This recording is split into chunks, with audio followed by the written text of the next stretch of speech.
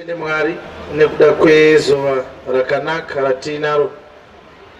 It has been a long time since we were here. Takabva pano musi weWednesday last week.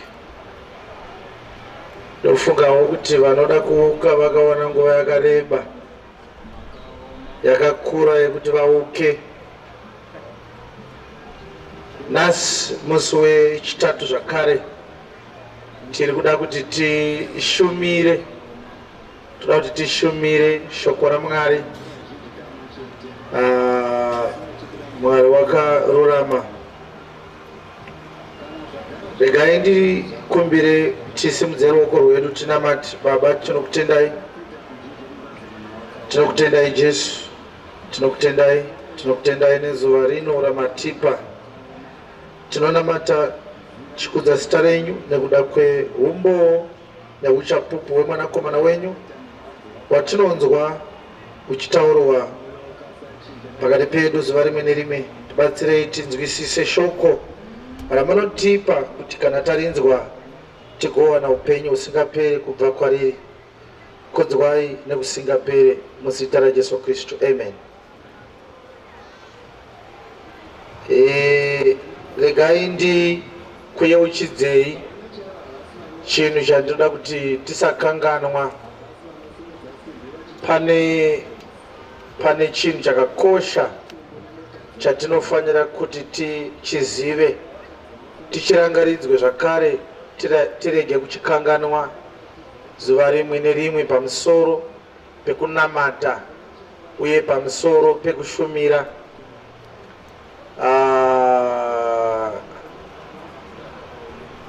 Tanga ndichida kuti ndirangarire kuti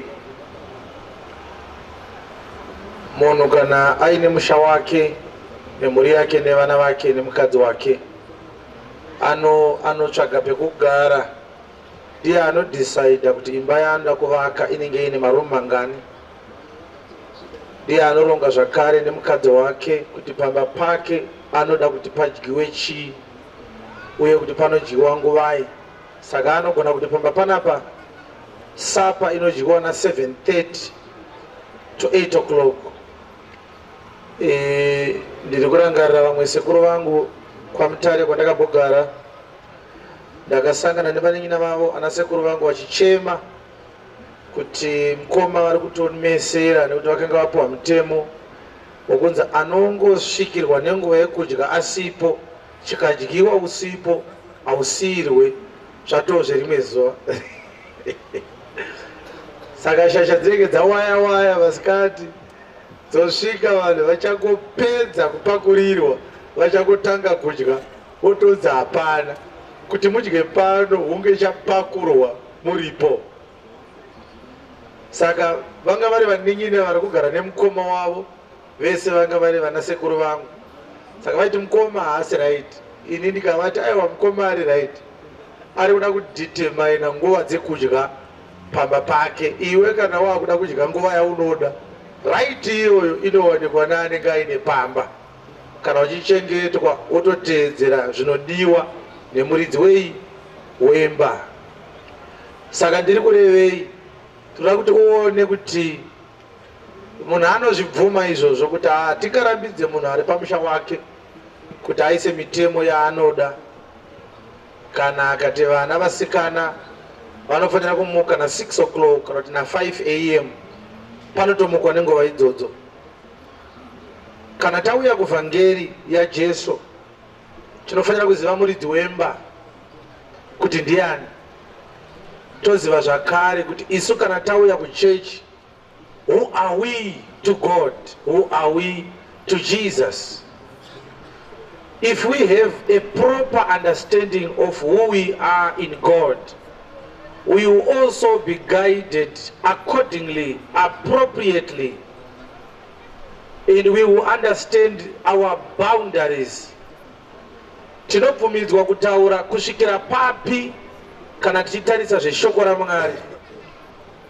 To what extent are we allowed to comment? Do we have authority yekuti tingadecide isu vanhu kuti dai chechi yararama ichidai? tinogona here kuronga kuti uyu ngaaponeswe uyu ngaarege kuponeswa? Simba rekudhisaidha kuti anoponeswa ndiani tinaro here? Kwa iwo manyorerwo akaitwa bhaibheri, tine mvumo here kudhisaidha isu vanhu kuti Mwari paakanyora aireva zvakati? The meaning of the Bible, are we authorized to ponder, to think about it, to suggest our own perceptions as to what God is saying or what God is meaning? Tinobvumidzwa here kuti tikabata bhaibheri todhisaidha kuti idzi tsamba tinoda kuverenga, idzi hatidi? Tinobvumidzwa here kuti isu savanhu tigone kuti tafunga kutanga chechi? Tinobvumidzwa here kufunga kutanga chechi? Urikuinzwa mibvunzo yangu? Nekuti ndati kana pari pamba, muridzi wemba ndiye anodhisaidha, ndiye anopa mutemo.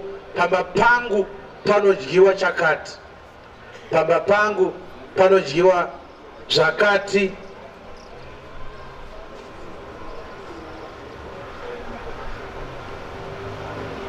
Saka ndinoda kuti tisakanganwe, nekuti tiri kuona kuti sezvakangoita hurumende inogadzira constitution yogona kuposta paindaneti zvekuti unogona kutodownloada, kana ukaenda kuprint floor ukandoti ndipeiwo CP&E Act vanokupa, kana ukati kuda 1110 Police Act vanokupa, kana ukati kuda Defense Act vanokupa. Asi mubvunzo ndewekuti to what extent are you allowed kushanda nePolice Act? Unoita sei nayo? Unogona here kusvika papolice station wakabata Police Act woti ndakuappointa officer in charge, ndakatobata because ndawana copy yePolice Act. Hallelujah. Mubvunzo wangu ndewekuti unobvumidzwa here iwewe kuti udaro? Unobvumidzwa here iwewe kuti ungofuma rimwe zuva wopinda kana muruzevha wogadza headman munyowani?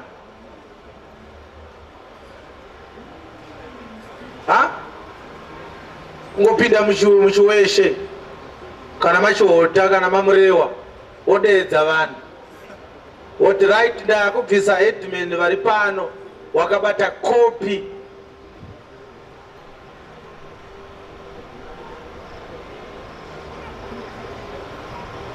yema-traditional leaders.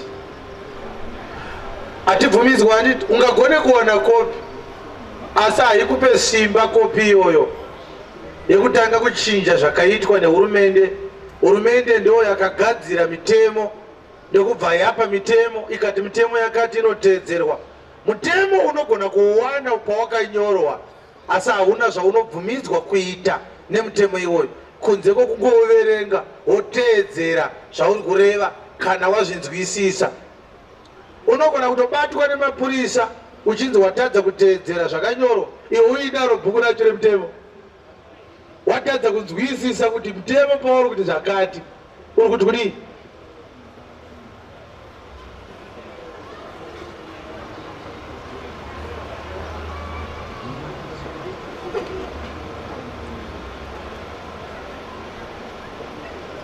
Saka ipapo pane nyaya nekuti vanhu vanobva vabata bhaibheri voti ndanhonga kopi yebhuku raMwari, vanhonga kopi yebhuku raMwari votonotanga kugadza mazabhuku avo, votonzwa ninga kutonzi ndifounder. Ukamubvunza kuti waita founder sei, anenge akabata bhaibheri. So kana ma-elections akaitwa haukunongosvika kuState House woti ninga akahwina ngauye apa ndimitwe swear in, simuzari wako. Unobva ikoko wakazvimba uchikamhina. Zvichinozozivikanwa kuti kana munhu akahwina ma-elections anogadzwa kuti atonge nyika. Iwe ukazviziva pazvakanyorwa ukapawana haugonongosvika kuti ndauda kutogadza MPs ese akawina itailaina itai so help me God. Zvinenge zvine vanozikanwa vane vachitonzi ningi ndiye achaita basa iroro. Shoko raMwari ndo zvarakaita. Mwari ndiye muridzi wechechi. Ndiri kutenda kuti nenyasha dzaMwari ndiyo nyaya yatiri kunobata kuStar FM musi weSunday. Tichanobata nyaya inonzi chechi ndiani? Mwari ndiye muridzi wechechi. Hakuna munhu ane share muchechi yaJesu. Haina shareholder. Jesus holds 100% shareholding pachechi yatiri kutaura nezvayo. Isu tinouya tiri mabeneficiaries. Zvakaita Christian K inoti manzwa nenzara vagari vemuzaka itai kiu tikupei chibage. Haugona kusvika ipapo ukatanga kuronga vanhu iwe uine nzara wofuti. Right, vabva mumusha wokwamanjirenji chimirei makadai, vekwamachiva moomirawo makadai, vekwanya kunowa unodzingwa wonyimwa futi chibage. Ukazikanwa wanzi une mari dzawatora mumaruzevha uchinyepera vanhu kuti ndiwe unoshanda kuChristian K. VeChristian K vakazviziva unosungwa. Chechi ndeye muridzi, iri yemuridzi kudaro. Jesu ndiye anobvumidzwa number 1 kutema mutemo wekuti anoparidza wacho ndiani? Vanhu vaanoda kutuma kuti avashandise semidziyo yekuparidzwa kweshoko raMwari. It is Jesus who decides who to recruit. Imi mukavaka college yetheology mobva manyora kuti 5 O levels including English, makafanana nemunhu aenda muruzevha ari kubvisa headman wehurumende makuisa wenyu. 5 O levels dzamuri kuda kuamufiki kana kuliving waters idzi dziri pavhesani.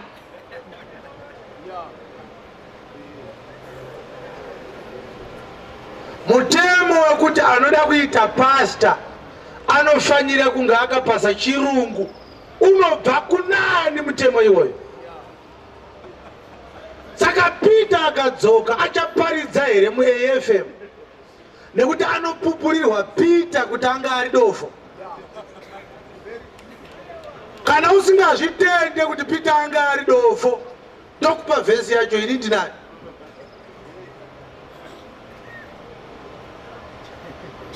Mabasa chapter 4. Peter anga ari dofo, anga akafoira chikoro. Usaponetseka hako, handisi kumbochinyira Peter, ndikungotaura chokwadi. Hallelujah.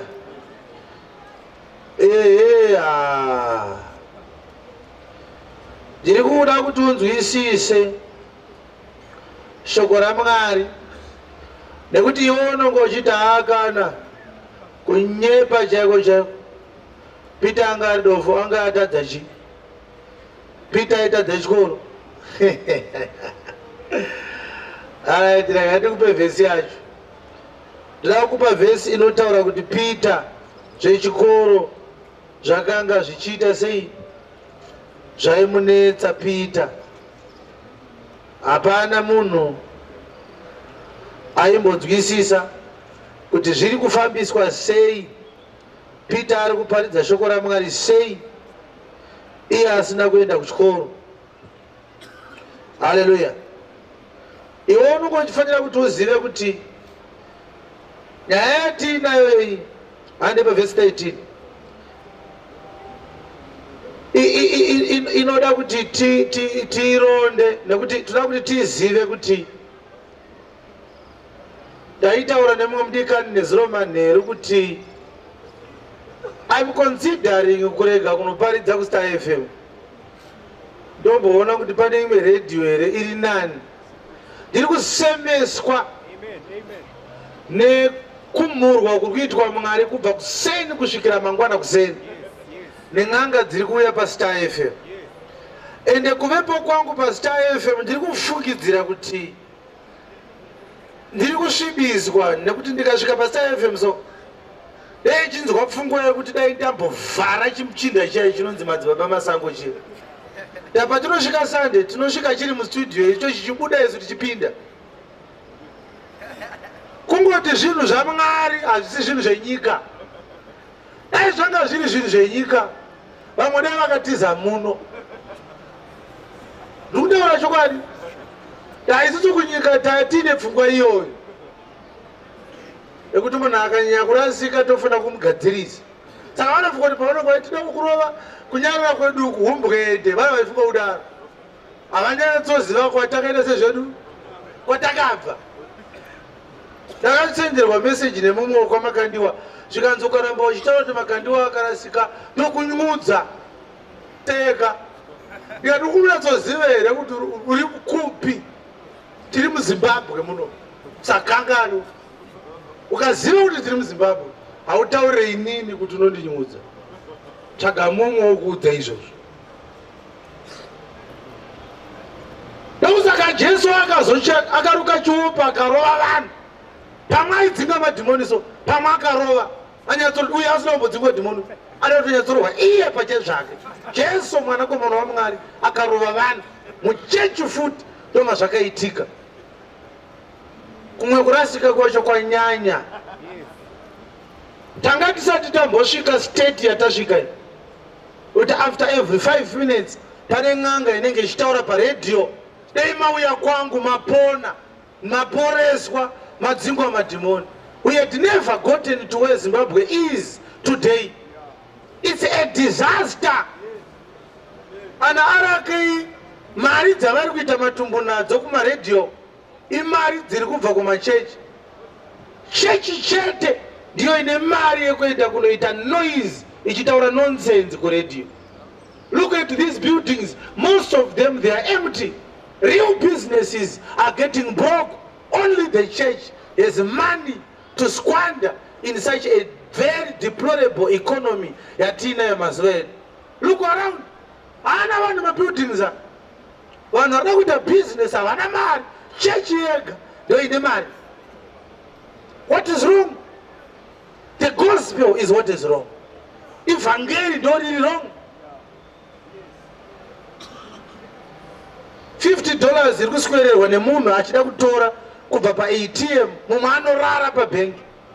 Iri kutorwa $5 yonosidhiswa chake kungounganidza bedzi ochizoronga kuti mari zvayauya ndoita sei. Peter anga asina kudzidza.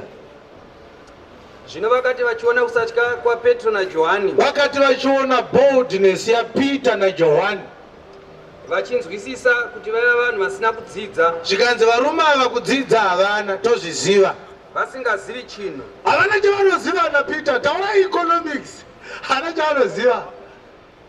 Vakashamiswa vakati kusaka vanoparidza sei vaine uchenjeri hwakadai ivo vasina chavanoziva. Mukaburitsa Peter papulpit, mukapinda naye mukambani, mukamutiburitsa CV, kunze kwekuenda kuona date of birth raPeter. Ndo chinhu chega chakanyorwa paCV raPeter. Date of birth nezita rababa wake naamai vake. Haana kana bepa rimwe chete. Saka mubvunzo wangu wanga uri wekuti akadzoka Peter anoparidza here muAFM? Funzare pasaidi pako kuti maunzwa here mubvunzo. Nekuti kuti uende kuLiving Waters unofanira kunge uine mapepa O level. Vamwe vanozopinda zvavo nebackdoor vasina 5 O levels sezvakaitwa naMakandiwa anga asina asi akazongopfekerani. Asi under normal circumstances kunodiwa 5 O levels kuAmvic nekuLiving Waters. Vakafira chikoro ndo kwavanonowanawo simba rekuzoya vachiti takadzidza vadzidza Bhaibheri. Ndakati kana uida kunyatsoburitsa pfungwa yekuti une pfungwa dziri sharp usaende kuBible College, enda paUniversity of Zimbabwe unonyatsodzidza education chaiyo yenyika. Ita economics kana science kana medicine kana law toti auya anogayawo. Akonoti wafoira kuchikoro wakupiwa diploma in theology wakuuya wachiti ndiri mushumiri waMwari. Jesu haana kumboti munozovaka maBible college, ndashawa mari yekusiya ndaavaka muzondibatsirawo. Hatina rekodhi yakadaro. Makazoivaka nevhesani yakazonzi munozovaka. Ipande yezvinyauka iyi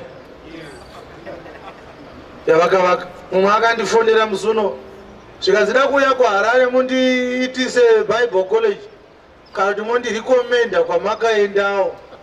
Pandamunyorera ndikati enda unorara, hausati wakuda kuponeswa.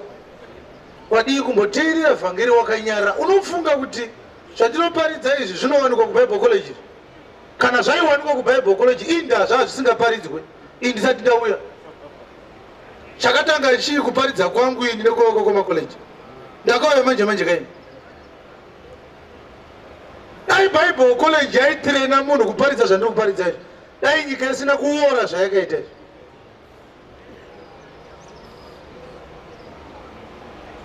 Hakuna chinhu kuBible college. Hakuna. You are actually being trained to blaspheme God. Saka unobva ikoko wakanyorerwa certificate by the powers vested in me. I now declare this guy intelligent in matters to do with the study of God by the Dean of Religious Studies, Amfiki College.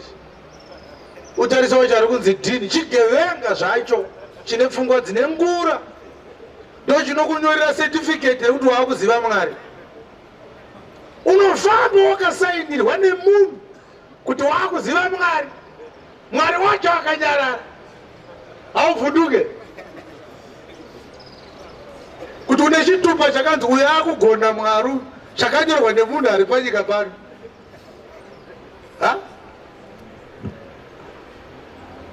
Right. Saka mubvunzo wangu wanga uri wekuti ndiani anodecida kuti kuparidza kudii? Ndiani anodecida kuti chechi ndeipi? Ndiani anodecida kuti anofanira kuparidza anenge ari ani? Ndiani anodecida kuti akaponeswa ndiani? Ndiani anodecida kuti vhangeri yoparidzwa sei? Tiri kuona kunge pakuda kuti pagadzirwe inonzi Separation of Powers Act. Nyika dzinoigadzira kana dzida kudistinguisha between the powers of the judiciary, the powers of the legislative or the powers of the executive. Kuti parege kuwana encroachment. Executive kana ichita decisions izive painogumira, legislative kana ichita decisions yoziva painogumira, judiciary yozivawo zvakare painogumira. Ndiri kufunga kuti panenge pachatoda kuti pagadzirwe document rinoti Mwari anotangira wapa achigumira apa, Guti wozotangira wapa achigumira apa. Panenge pane mumwe asiri kuziva paanotangira achigumira.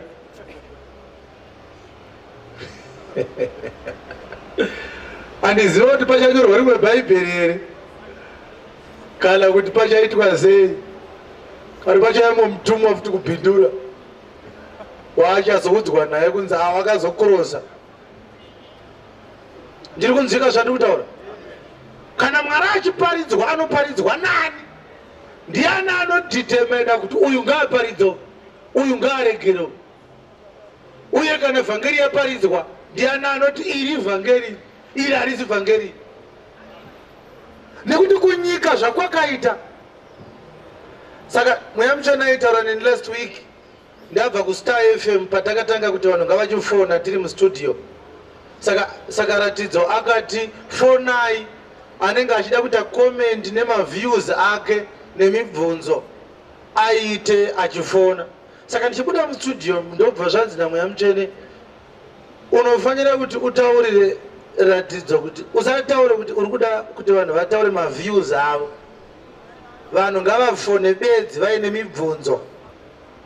Number 1, mushumiri haana need kuti kana aparidza muzoti marova shoko rede rakanaka munogona. Mushumiri waJesu haudzwe kugona nevanhu, nekuti 99.99% yevanhu vari munyika munomu vakafa spiritually zvituna. hakuna chitunha chinokomenta kuchena kwauya mumochari kuzotora chitunha. Hazviiti. Chiri mutray iso chocheuka uya kuzotora chitunha. Oti suti yenyu yeblack yakanaka. Because patiri kuya kuzoparidza, tiri kuya kuzoparidzira vakafa kuti vamuke kubva kuvakafa. Vakafa ivavo havangaudze zvekurova kwangu kana zvekusarova kwangu.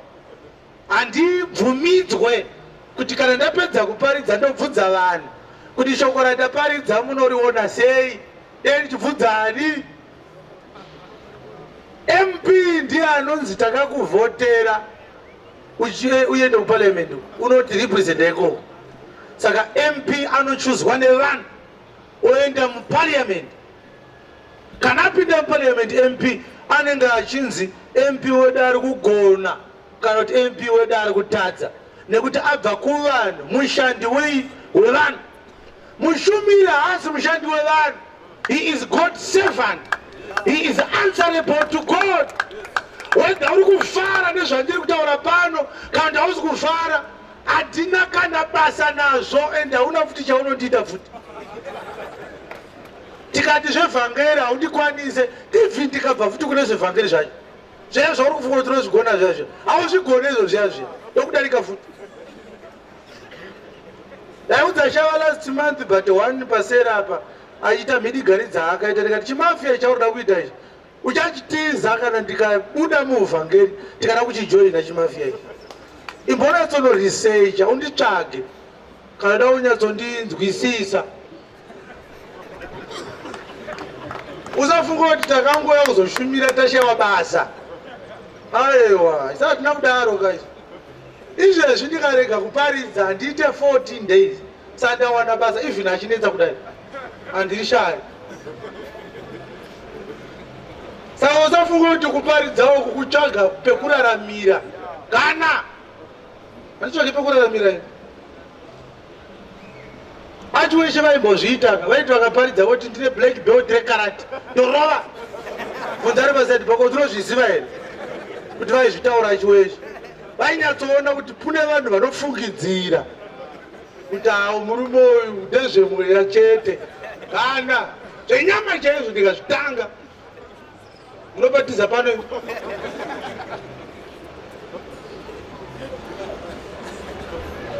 Saka ndiri kukutaurirai kuti munyatsonzwisisa kuti vhangeri harisi rekutsvaga kufara kwako iwewe kana kusafara kwako iwewe.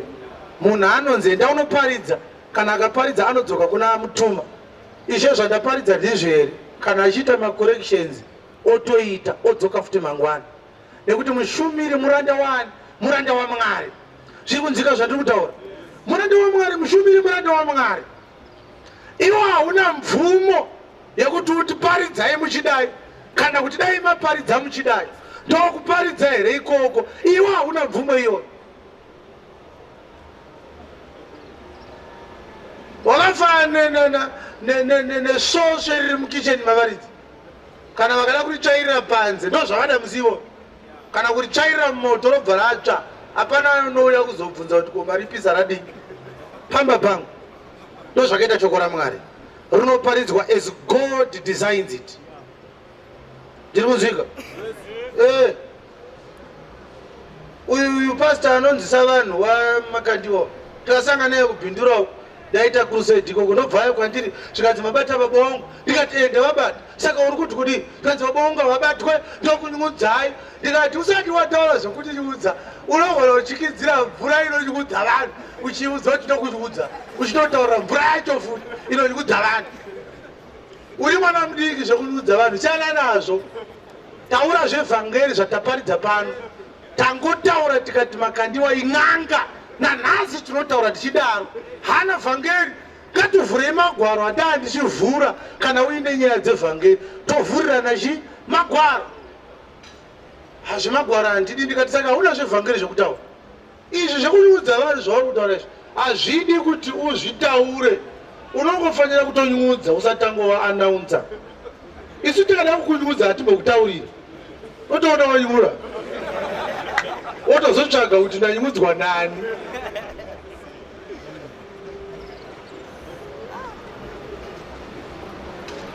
Hallelujah.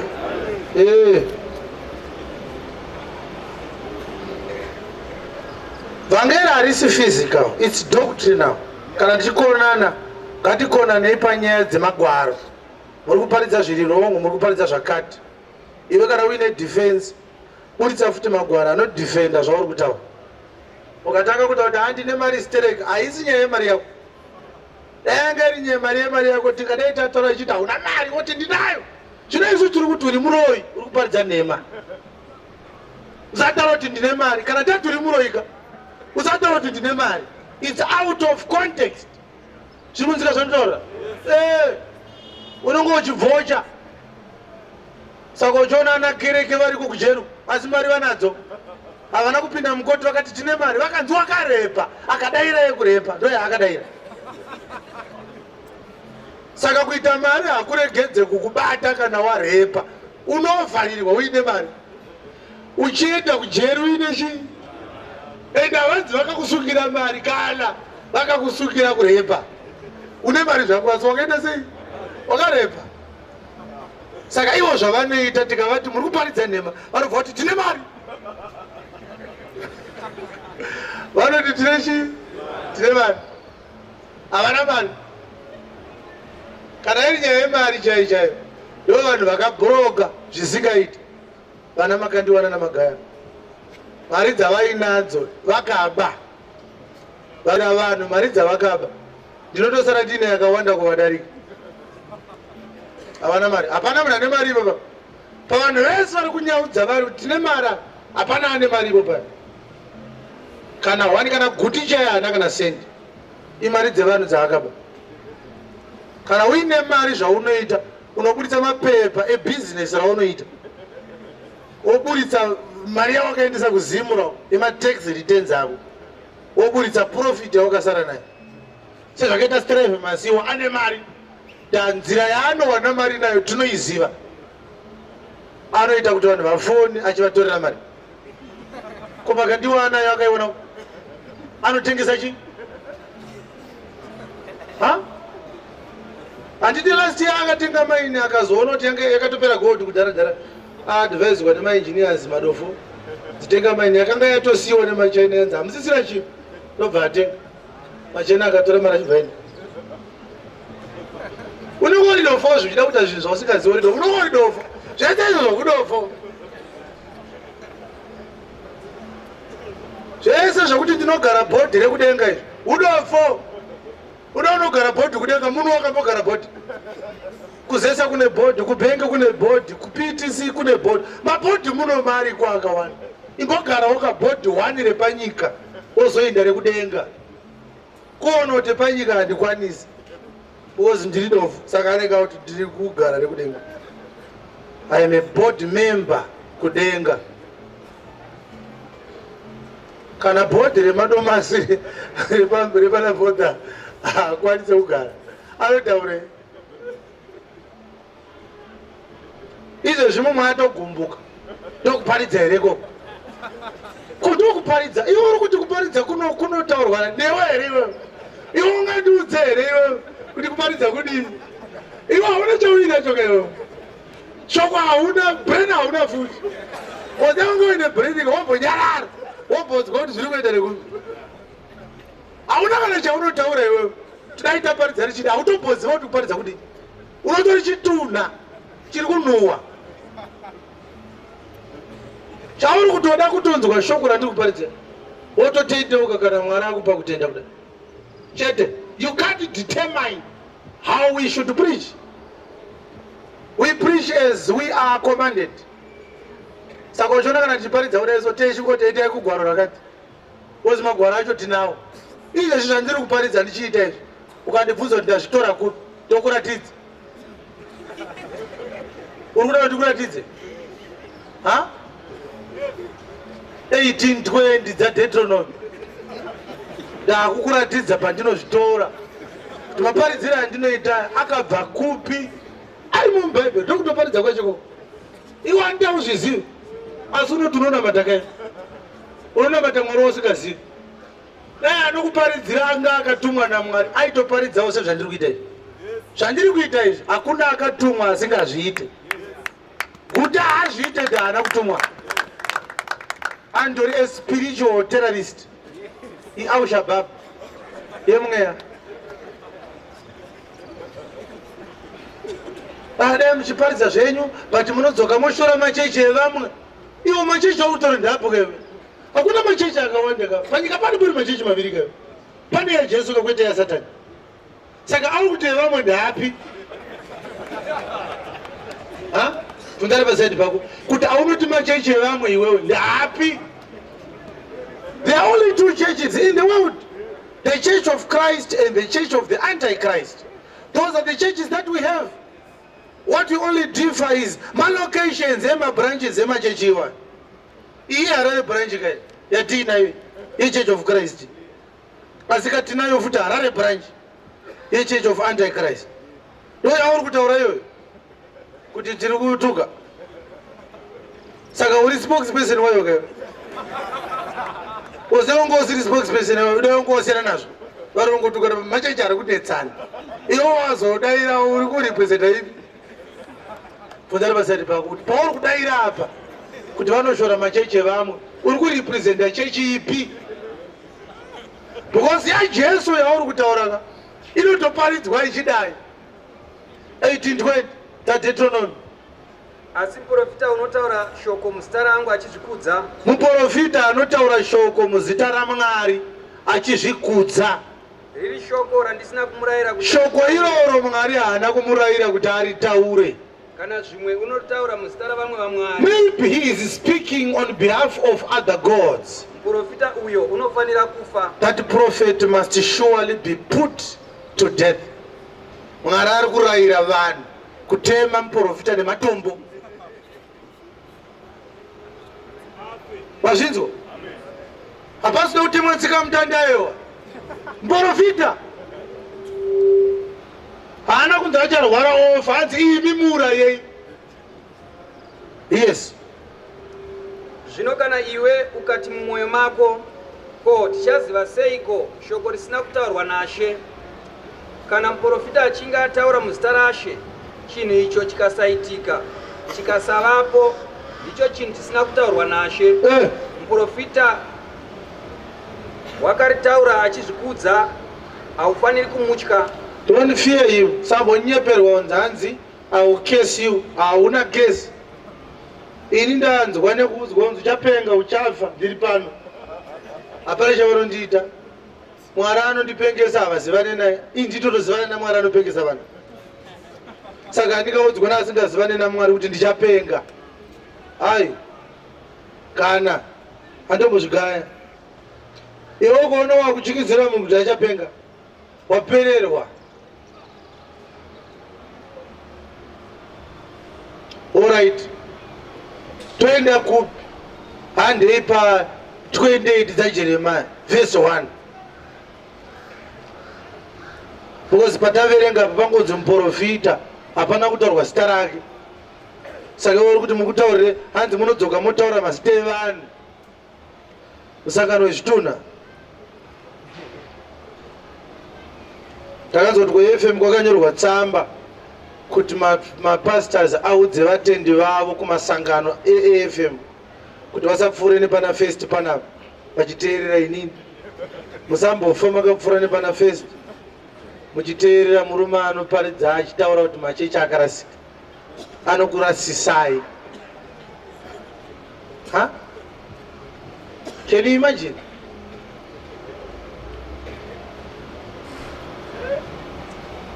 Saka vanhu vekuFM vaifana kungobvunza kuti but pana first pakagara pakarasikwa kubva kudhara. Uye anyanyorasika adii? Haadari ari kutoudza vanhu here kurasiswa kwavo. Uzokuona mutungamiriri wechechi waakuudza vanhu kuti musaite kunorasiswa. Uri kuziva kuti vanhu vachona havasi kunyatsoziva chokwadi. Bozo kana uchiparidzira vanhu chokwadi ka haumbotya kuti vakanzwa nhema vanorasika. Saka uchiona vanhu vakatuma mwana kumashops kunotenga chingwa anopfuura nepadzimba dzakawanda. Haumbotya kuti kuwanda kwedzimba kunoita kuti arasike kumba kwaabva. Ozoti anotenga chingwa odzoka pamba pavo. Ozoti mwana ndewangu pamba pavo anopaziva. Uona kuti ukatuma mwana kunotenga chingwa usazotsauka mudzimba dzevanhu unorasika. Anenge asiri wenyu mwana. nokuti kuti pakutsauka kwake achazonyatsoziva pamba pavo chaipo akabva arega kudzoka. Zvangeri yandiri kuparidza dai yanga isina musoro, dai vanhu vasiri kugadzira kuvhika kwavari kuita kuvhara madhomu. Ukadai kuti anorasika musiye acharegera. Handisi kurasika vanozviziva. Ivo ndo vakatorasika. Bose isu kana tichivachallenja, tinovachallenja nemagwaro. Saka izvi ndakati dai paine anozivana naGuti ambomutaurira. Pane murume ada kumbokuona akuparidzire utendeuka usati wafa. Kombogara apa kaGuti kai. Ndokati iwewe uenda uchinyepa kudare. Iri Bhaibheri unaro. Ngatimbovhurirana imagwaro. Nasi takuvhurirana one on one. Iwe uchiti ndikakubvunza mubvunzo usapindure, vhura gwaro. Unotanga wavhura gwaro uzotsanangura. Ini ndikakuti wakarasika pakati ndechivhura gwaro. Ndikuratidza pawakaita sei pawakarasika. Asi kana washaya mhinduro ibva watendeuka. Wodedza vanhu paNational Sports woreurura. Takakunyeperai. Katichitendeuka tese titeere vhangeri iri kuparidzwa nemurume. Tobhabhatidza Guti nemukadzi wake nemapastors ake. Voitwa vana vaMwari. Ukaona waparidza vhangeri yekuti unotya kubvunzwa mubvunzo, unotiza mibvunzo yevhangeri yaunoparidza, hausi kuparidza chokwadi. Kana wakatumwa chero auya nemubvunzo unoti ngatinese zvedu dakuudzwa. Makandiwo takamutumira 5 madhiski tikati paya patinoti uri n'anga pepe.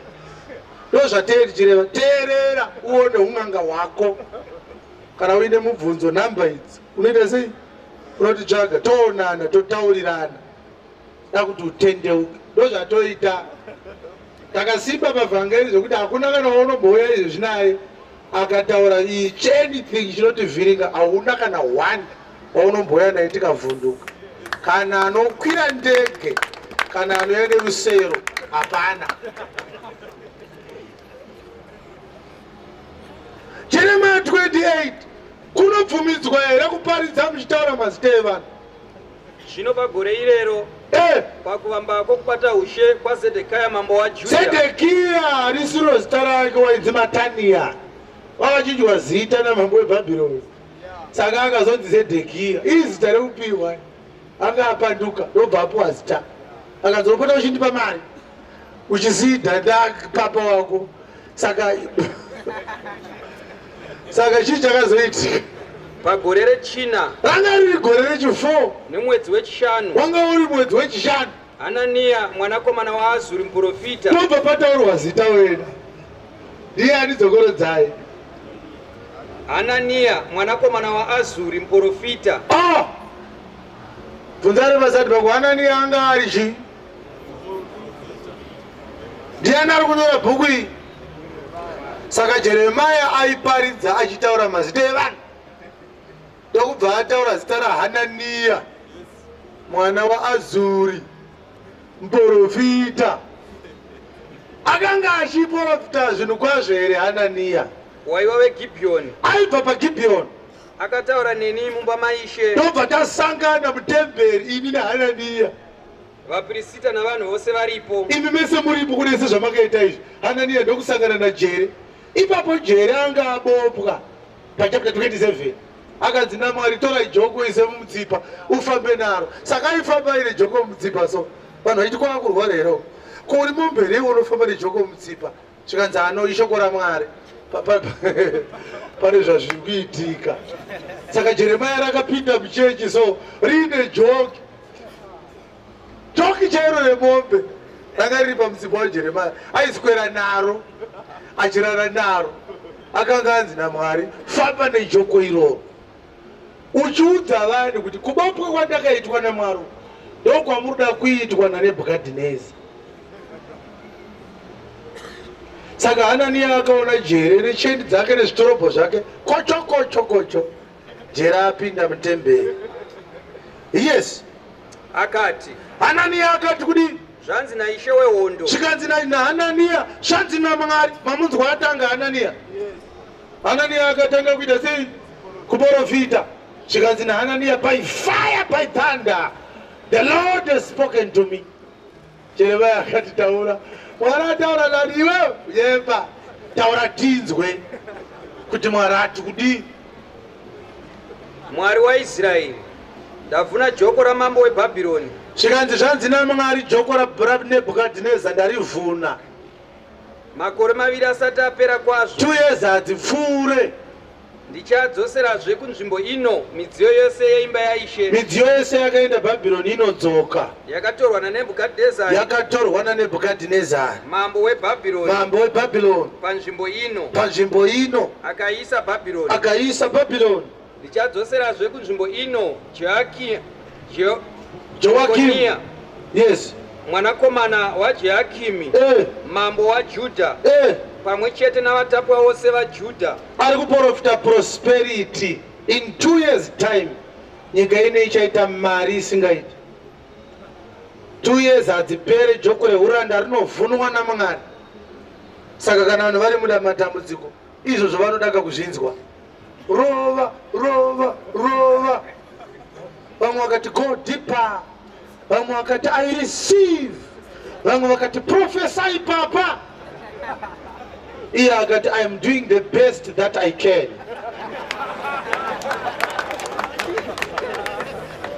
Ndiani aiprofitawo? Ndiani? Ndihanania kawo. Vasangana vaprofita mutemberi yaMwari. Mumwe ane joko muhuro, mumwe haana. Zvikanzi I am seeing bumper harvest. Command agriculture. Hallelujah. Yes. Pamwe chete navatapwa vose vaJudha vakaenda Bhabhironi. Vanhu vese vari muurombo vachatorwa naMwari vakadeliverwa. You are going to be rich, all of you. Yes. Ndizvo zvinotaura Ishe. Zvikanzi Ishe ndo zvaataura. Nokuti ndichavhuna joko ramambo weBhabhironi. Zvikanzi Nebhukadhineza joko raakakubopai naro ndinorivhuna. Ndo zvataurwa naMwari. Ipapo muprofita Jeremia akati kumuprofita Hanania. Mazvo achinja narrative technique yake. Ambotanga achiti Hanania akataura neni mutemberi achiti. Ndobva achinja manyorero. Zvikanzi ipapo muprofita Jeremia akataura naHanania achiti. Wapengo uchiti inini wani. Wakunyora sei uchiti muprofita Jeremia. Ada kuti munyatsoziva mazita acho ese ari maviri. Muprofita Jere naHanania. Jeremia akati kudii? Ameni. Vapirisita navanhu vose varipo vamire mumba maIshe. Zvikanzi naJeremia ndakataura naye Hanania. Munhu wese achinzwa anamboita private conversation naHanania. Akati kudii Jeremia? Iye muprofita Jeremia akati kudii? Ameni. Ameni. Mumbere Jesu maoko. Ipapo unenguva kuti goika vaiwirirana. Hauna kuzoziva kumberi kwacho. Zvikanzi naJeremia, ameni. Hanania. Hallelujah. Anti kudii naJeremia? Ameni. Yes. Ishe ngaaite zvakadaro. Zvikanzi naJeremia, Ishe ngaaite izvozvo. Ishe ngaasimbise mashoko ako akaprofita. Mashoko awaprofita ngaasimbiswe. Hanania iwe. Adzoserezve midziyo yeimba yaIshe. Midziyo yaMwari ngaidzoserwe. Zvawataura ngazviitike. Hanania. Nevose vakatapwa. Vese vakatapwa ngavadzoke. Vabve Bhabhironi vauye kunzvimbo ino. Asi zvino. Umbere Jesu maoko. Zvikanzi asi. Uri kuona kuti Jeremia anga ine musikanzi. Akatanga ati amen. Zvikanzi asi kudii? Asi zvino chinzwa. Chinzwa Hanania, chinzwa magaya. Chinzwa makandiwa. Inzwa mazwa. Shoko iri randinotaura munzeve dzako. Ita kuti uteerere shoko randinoda kuti nditaure newe. Nomunzeve dzavanhu vose. Imi vari pano iminzwa mashoko angu kuna makandiwa imi. Vaprofita vakanditangira ini newe. Zvikanzi problem yawaita Hanania ndeye precedence. Kana kuri kulaw kunenge ichinzi kune presidential law, county law of precedence. Zvakatoitwa kare, matongerwo akaitwa mhaka kare. Iwe nena hatisirisu tatanga kuprofita. Riripo template rinoprofitwa naro. Tangidzai mazwi iwayo amapedza kuverenga. vaprofita vakanditangira ini newe. Vanhu vakaprofita mfana iwe ini ndisati ndauya ini iwe usati wauya neprosperity yakwe. Vakamboprofita isu tisati tauya kuzoprofita. Vaiita sei? Vakaprofitira nyika zhinji. Vaiprofita nyika dzakawanda, ana Elisha naana Elijah. Vakatopinda kunoprofita muDamascus chaimo, akasiya profita rufu rwaBeni Hadhadhi. Elisha akazviita izvozvo.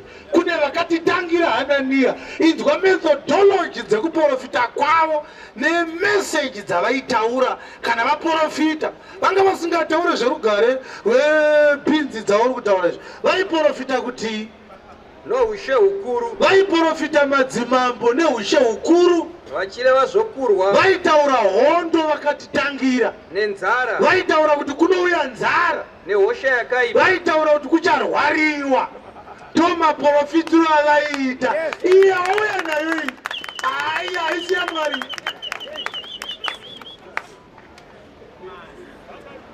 Profesi yako inonoenzaniswa nevakatitangira. Elisha haana kumbotaura achidaro. Elijah haana kumbotaura achidaro. Ahija haana kumbotaura achidaro. Gati haana kumbotaura achidaro. Jehu haana kumboprofita achidaro. Inowani profesi yako. Brand new prophecy. Ini handisina kuramba zvawataura. Asi ndiri kumanikidzwa kuramba ndakatarisa tablet vakatitangira. Saka magaya vakatitangira havana kumbovaka holy ground ufunge. Tanga tine kukugamuchira kuti unzi munhu waMwari, but vakatitangira vari kuramba. Hakuna akambobereka masecho maviri kumusana akataisa nhamo dzevanhu akutakurana nadzo achienda nadzo kuIsraeri. Vakatitangira havana kumbodaro. Amen magaya. Asi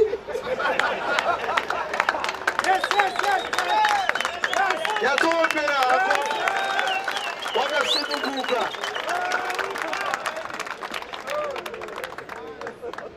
Mazvinzwa vanikani? Jeremiah haana kuti pakati pedu pane vamwe vaprofita vari kureva nhema. Akati Jeremiah akataura naHananiya, vanhu vese vachizvinzwa. Mazvinzwa vanikani? Haana kusika private discussion. Hanzi maprofita vaizvinzwa. Vanhu vese vaizvinzwa. Jeremiah achiti kuna Hananiya, amen. Asi maitiro avaita aya vakatitangira havana kumbodaro. Tikadzosa Pauro pano, tikadzosa Peter pano, tikadzosa mupostori Johani, pautatu hwavo hapana anomboomberera maoko Ezekieri kuti vachibvuma kuti muapostora waJesu. Hapana kana mumwe chete. Kana uyo anonzi Utabhasha, kana tikadzosa Stephen mudhikoni, anoramba kuti Utabhasha mushumiri waJesu. Ndoda kaka ichi chinonzi Duncan Manyonda ichi chakapandukira Tudo Bismarck ichi. Hapana mushumiri waJesu paya. Hazvina hazvo mhosva waane dumbu nekudyira mari vanhu. Isu tiri kutarisa vakaita sei zvedu vakatitangira. Vangera harina kunzi naMwari kana maakuda kunamata garai pasi moita musangano. Mongowirirana nawo kuti munoda kuparidza muchiti, moda kunamata muchiita sei, moda kunamatira paSowe here kana kuti muHall, kana kuti moda kupindira pachikoro muclassroom yevana. Haina kumbonzi inogarirwa pasi vanhu vachiwirirana. We don't worship by public consensus. We worship as we are directed by God through scripture. Vakatitangira ndo vari kuti rambidza kutenda. Saka ndaandichiona video paFacebook yanga ichinzi Makandiwa akaprofita kurwara kwa Vice President Mnangagwa. Zvikanzi nevanhu apa tazonyatsoona kuti munhu waMwari saka ndambosenda ndangotora vhesi pandakanda andakutaura pandazonyatsonyora meseji kuda kuti ndikande ndandablokwa ndandazonyora zimeseji zirefu saka ndinaro vakangoburitsa imwe futi ndichaipotsera bedzi ndichitaura kuti no murume uyu muroyi. Vhidhiyo iyi yakadii kuburitswa zvisati zvaitika kuti tione kuti zvakanga zvaprofitwa zvekuti anga achitaura ari muchechi izvi zvinotendwa nevabva kumuzarabani kuseni kuno.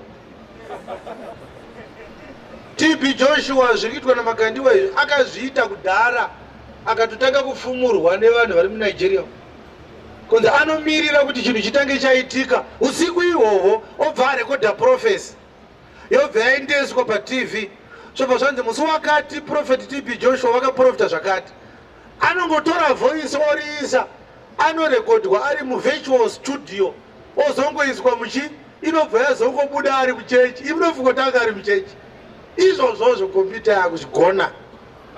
Saka vakomanawo zvavakaita manje vakatanga kuuya kuzorekodha masevhisi aTB Joshua nemasecret cameras. Saka paizonzi akaprofita musi wakati vaibva vazoburitsa vhidhiyo yacho yeMC iwoyo woti musi uri kutaurwa uyu haana kumbozvitaura zviri kubuda paTV zvagadzirwa ari kumba naadzimai vake. Asi unenge watendaka zvako saka unofunga kuti ngatiti akaprofita zvechokwadi pazvaitika zvinomita munhu waMwari iyo inetsekai oda kunoiswa kuti 2 Timothy chapter 4 ndokwa inonokorwa ikoko iriko handepa chapter 3 vanhu vanenge vachitayewa mukumuvenga. Isu hatina kuvenga iye as a person, we hate him as a preacher because vhangeri rake rinosemesa. Hatiwirirani naye, hatitambiri vhangeri yake, ndeye madhimoni.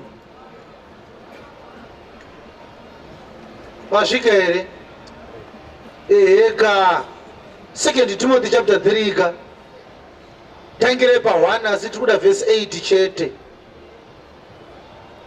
Zvino uzive chinhu ichi Timothy, ziva chinhu ichi kuti namazuva okupedzisira ekupedzesera nyatwa dzichasvika. Perilous times shall come.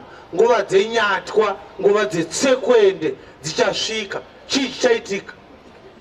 Nokuti vanhu vachava vanozvida, vachange vachizvida, vanoda mari, vachida mari, vanozvirumbidza, vanozvikudza, vanomura, vasingateereri vabereki, havateereri vabereki, vasingavongi, havatende, vasati vari vatsvene, havasi vatsvene, vasina rudo chairwo, yes, vasingadi kuyanana, yes, vanochera vamwe, yes, vasingazvidzori, yes, vane hasha, yes, vasingadi zvinhu zvakanaka, yes, vanonyengera, yes, vasingarangariri, yes, vanoita manyawi, yes, vanoda zvinofadza zvenyika kupfuura Mwari, yes, vanomufananidzo bedzi wokunamata Mwari, asi vakarasa simba rako. Ufuratire vanhu ivavawo. From such turn yourself away. Haana kunzwisisana navo, akanzifuratira kupira gotso kudai. Ndo zvandiri kutaura pano kuti ini ndakafuratira makandiwa nevhesi yacho iyo. Furatira vanhu vakadaro. Yes. Nokuti pakati pavo varipo vanopinda mudzimba vachiverevedza, vachitapa zvikadzi zvakaremedzwa nezvivi, zvinokwehwa nokuchiva kuzhinji, zvinongogara zvichidzidza, asi hazvitongogoni kusvika pakuziva zvokwadi. Iyo. Yes. Jeni naJambure sezvavakadzivisa Mozisi. Janes naJambres sezvavakadzivisa Moses, saizvozvo ivo vanodzivisa zvokwadi. Janes naJambres ndiani? Ing'anga dzaFaro. Musi waakaganda tsvimbo pamberi paFaro, Moses ikashanduka kuita nyoka. Kwakakokwa Janes naJambres vakauyawo netsvimbo yavo pamberi paFaro, dzikabva dzatoita nyoka. Faro chichibva chasimuka chikati, Moses, zvenyaya dzenyoka idzi usambotivhundutsira zvako. Isu muno tinozvigona. Jane naJambu uyai demonstrate. Ndokubva dzatowanda nyoka dzaFaro kupfuura yaMwari. Mwari akati kana yadai ndakuinvoka Isaiah, when the enemy rises in the magnitude of a flood, the Spirit of the Lord will raise a standard. Zvikanzi naMoses, nyoka dzaFaro dzawanda. Zvikanzi naMwari, don't worry, mira uone. Ndokubva dzamedzwa dzese neyaMozisi. Ndobva Mozisi abata muswe, ndobva yaita tsvimbo, ndobva vasara vasisina tsvimbo. Kuti vati kuna Mozisi, tsvimbo yangu zvazvisaite. Asi vakambenge vatopefoma zvekuti vanhu vakatembenge vafunga kuti Mozisi haana dhoo nen'anga dzaFaro. Kukandwa kwetsvimbo ichiita nyoka, it's a miracle. Asi miracle iyoyo yakateedzerwawo nenyoka nen'anga dzaFaro. Mazita en'anga idzodzo achibva arehwa futi. Janesi naJambres. Paulo vairisecha. Bozo kaiverenga kubva kumasoretic text. Hawawane mazita iwaya. Akangozobatwa naPaulo ndiye akaziva n'anga. Ukaverenga kuExodus hakuna kunyorwa kuti n'anga dzacho ndiani nani. Asi Paulo akati aiwa toda kunodzifomonola. Hatidi kusiya vanhu vasina kunyatsozikanwa. Tinoda kuti mazita ava azikanwe. Zvikanzi ndiJanesi naJambres. Saka utomboone kwakuvava kuti musatare mazita evanhu ayo. Janesi naJambres, in'anga dzaFaro. Bvunza pasati pako, unoti kudii nazvo? Hazvisiri izvo zvamuri kupopotera here izvo? Paulo ari kutaura mazita en'anga musingade kuti ataurwe. Zvino Josia manje ndiye akari kudhara. Josia akazvarwa ndokubva atanga kutonga aine 8 years. Aine 8 years kudaro ndokubva azvarwa naAmoni akanga ari mwana waManase, ari mwana waHezekia, ari mwana waAhazi. Zvikanzi mfana wazvarwa zvako chitonga, problem yauinayo ndeya sekuru vako Manase. Vane zvidhori zvavakanga vagadzira kuti nyika iite sei inamate. Manase akati zvidhori hazvina problem.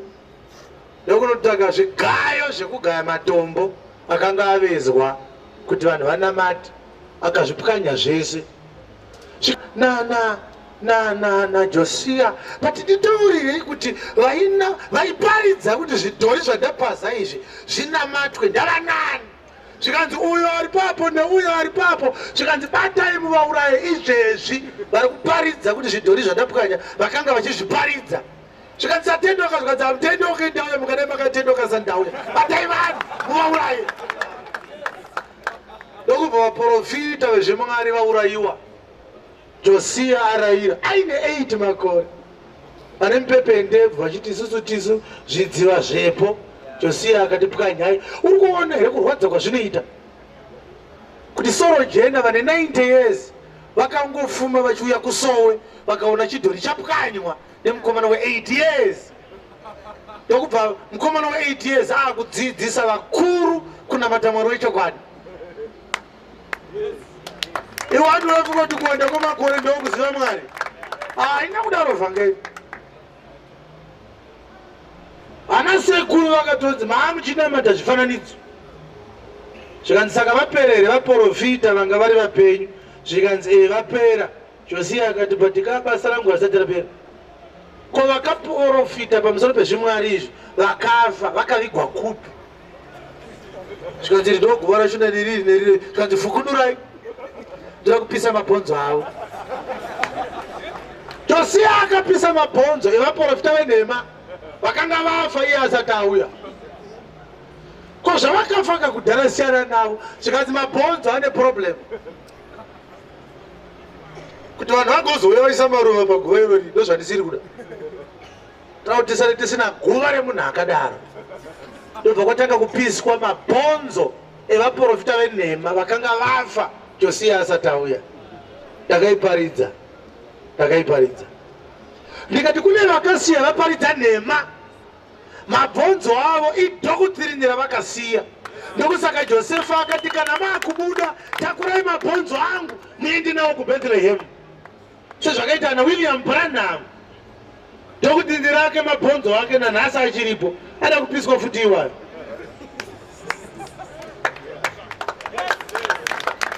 Mabhonzo ake Josiya aiparidza. Ellen White anga ari n'anga zvake but akafa, asi dhokutsirinira ake nanhasi riri kutemesa uri maoko rumusoro. Daiseka musuno kuti munhu anonzi lawyer, munhu anonzi doctor anotenda kuti achapinda denga nekubata sabata. Sabata racho rinobatwa nekungoenda pashedhi wakabata Bhaibheri. Otoona kuti these are educated fools.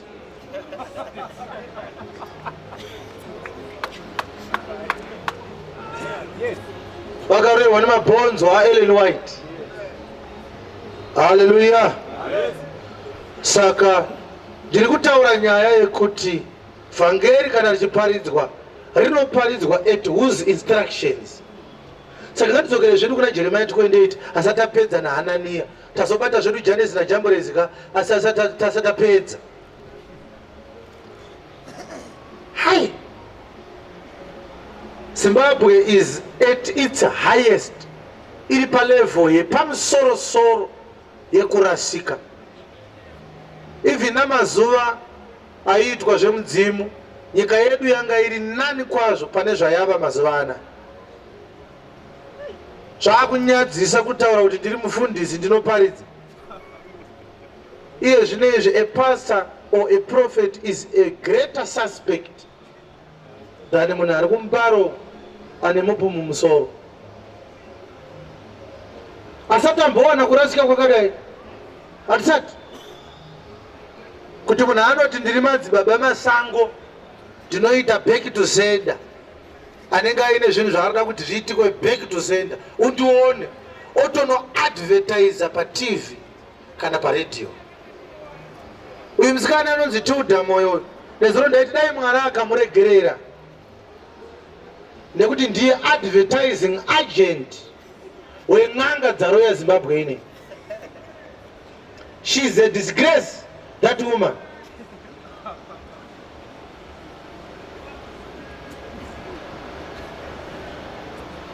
Chii chakaitika kuna Hananiya? Muprofita unoprofita zvorugare kana shoko romuprofita uyo rikaitika, muprofita uyo uchazikanwa kuti wakatumwa naIshe zviro kwazvo. Ipapo muprofita Hananiya wakabvisa joko pamutsipa womuprofita Jeremiah. Hananiya akati handina mutu unoyera sana. Jeremiah ari kuti nyaudza nejoko rake. Ndobva Hananiya asvika nokubva achiburitsa joko mumutsipa maJeremiah. Ndokubva ari chikora tofunga akanga aine demo, ndokubva ari tema akati endesai huni idzi munobika. Ada kuti chikidzira nechijoki chake ichi kuti ticharamba tiri pauranda hweBhabhironi. Akunyatsokuratidzai kuti zvandataura ini ndo zvinoitika. Yes. Akarivhuna. Ndokubva Hananiya avhuna joko raJeremiah. Zvino Hananiya akataura pamberi pavanhu vose. Zvikanzi zvanzi naIshe Mwari. Achiti, zvanzi naIshe, saizvozvo ndichabvuna joko raNebhukadhinezari. Mavhuniro andaita joko raJeremiah, zvanzi naMwari ndo mavhunirwo achaitwa joko raNebhukadhinezi, mambo weBhabhironi. Yes. Pamitsipa yamaridzi ose. Yes. Makore maviri asati apera kwazo. Hazvina 2 years manje zvinenge zvaitika. Muprofita Jeremiah ndokuenda zvake. Jeremiah akati ndakuenda zvangu indandatopedza. Paya pandangoti amen asipo paya ndandatopedza.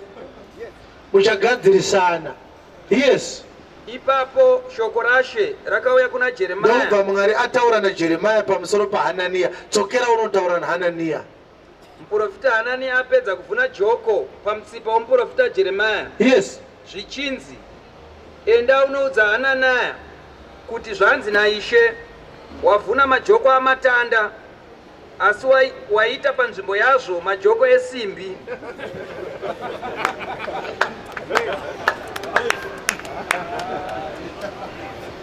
Yes.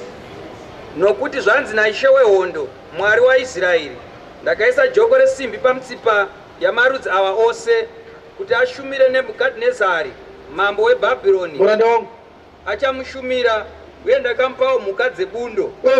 Ipapo muprofita Jeremia wakati kumuprofita Hanania, chinzwa zvino. zvikanzi Hanania wavhuna joko rangu randakaiswa naMwari. Chinzwa Hanania.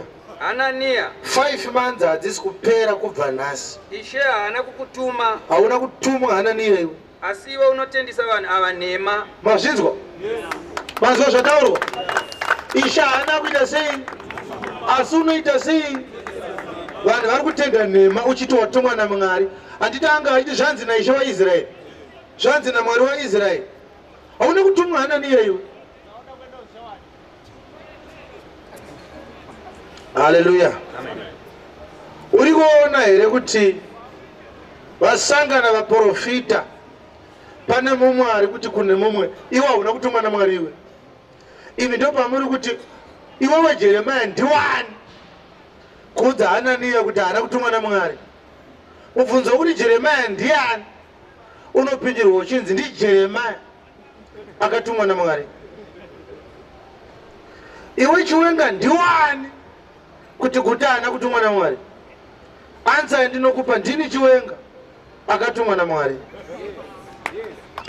kuzotaurira vanhu kuti haana kutumwa naMwari. Mwari anototuma mumwe kuti audze vanhu kuti uyu haana kutumwa naMwari. Vese vari vanhu. Jeremia munhu, Hanania munhu, asi Jeremia atumwa naMwari kuti audze vanhu uye naHanania. Hauna kutumwa naMwari iwe, wakatumwa nedumbu rakwe. Chii chakaitika kuna Hanania? Naizvozvo zvanzi naishe, tarira ndichakudzinga pasi pose. Ndakudzinga panyika. Uchafa nhaka, nokuti wakataura zvinomukira Ishe. Uri kuda kunzi ufe nekukurumidza. Akafa here Hanania? Naizvozvo muprofita Hanania wakafa negore iro nomwedzi wechinomwe. Handiti manzwa payatanga chapter 28 yati nyaya yakaitika mumwedzi wechipiri, Hanania akafa mumwedzi wechinomwe. Zvichireva kuti in 5 months time Hanania akachererwa. Saka handiziva kuti pamariro aHanania Jeremia aizoenda here kunobata maoko. Pfunzana pasaidi pako kuti zvaiita here, kuti Jeremia auye kuzoti vakarwara here. Hazviite. Jeremia afanira kutoti glory to God. Shoko raMwari razadziswa, Mwari wauraya Hanania. Hanania hauna kutumwa naMwari. Iwewe Hanania, Mwari haana kukutuma. Simba iriwanepi Jeremia rekutaurira mumwe anoklema kuti akatumwa kuti haana kutumwa? Mazvita simba iriwanepi? Nekuti unonge uchibvunza kuti mumwe akazoti kwaMutare takataita crusade. Takaita crusade musi iwoyo hamene kuti Mwari akazviita sei. Takasvika Pastor Tembo veUFI vaine crusade. Isu tobva tabhuka muMigosi Park imo. Saka taiti isu tiri panapa, UFI iri paSpapo, panga paine Spapo. Saka ivo vanga vaine mazispeaker makuru kwazvo kupfuura akanga tiinawo. Usiwe takati necrusade, takati sina crusade ka. Takaita street preaching sezvatakuita. Takatakura mazispeaker iwaya ndiwo takanga tiinawo. Patatorova vanhu vakabva kumazispeaker makuru kwakuine tende vakauya pastreet preaching. Kusvikira iye akauya akaskomira so akagumbata ari nechekure tichitaura kuti makandi waigava haana kutumwa naMwari, akanga achizvinzwa. Tapedza pakazoya vakadzi vachivava, zvikanzi imi paridzai Jesu wenyu, isu tiparidze Jesu wedu. Tikati hakuna Jesu anonzi wenyu, imi mungatoita vaJesu, Jesu haangaite wenyu. Zvamuri kutaura zvakafanana napopi kana spoti imbwa nemunhu. Ipapo ukasvika unofanira kusvika uchiti kune munhu ndiwe kauna popi. Popi aibhofa yakanzi ndiwe kauna Itai. Anoita mumwe pakati papopi naItai. Itai ndiye anenge aina bhoki.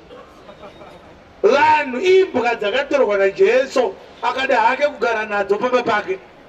Ukaona wakuti iwe ndiwo una Jesu utarasika. Jesu ndiye anenge ainewe, iwe hauite Jesu iwe. Saka anoti huyai kupi? Kwandiri. Haana kuti ndiri kuuya ikoko. Akati imi ndimi munotouya kuno ndokuzorodzai. Saka ihasha dzaminadzo asi hamuna chamunoziva muri zvituna. Secondly, vhangeri yakafanana nesyllabus ye-integrated science kana ye-commerce kana ye-history.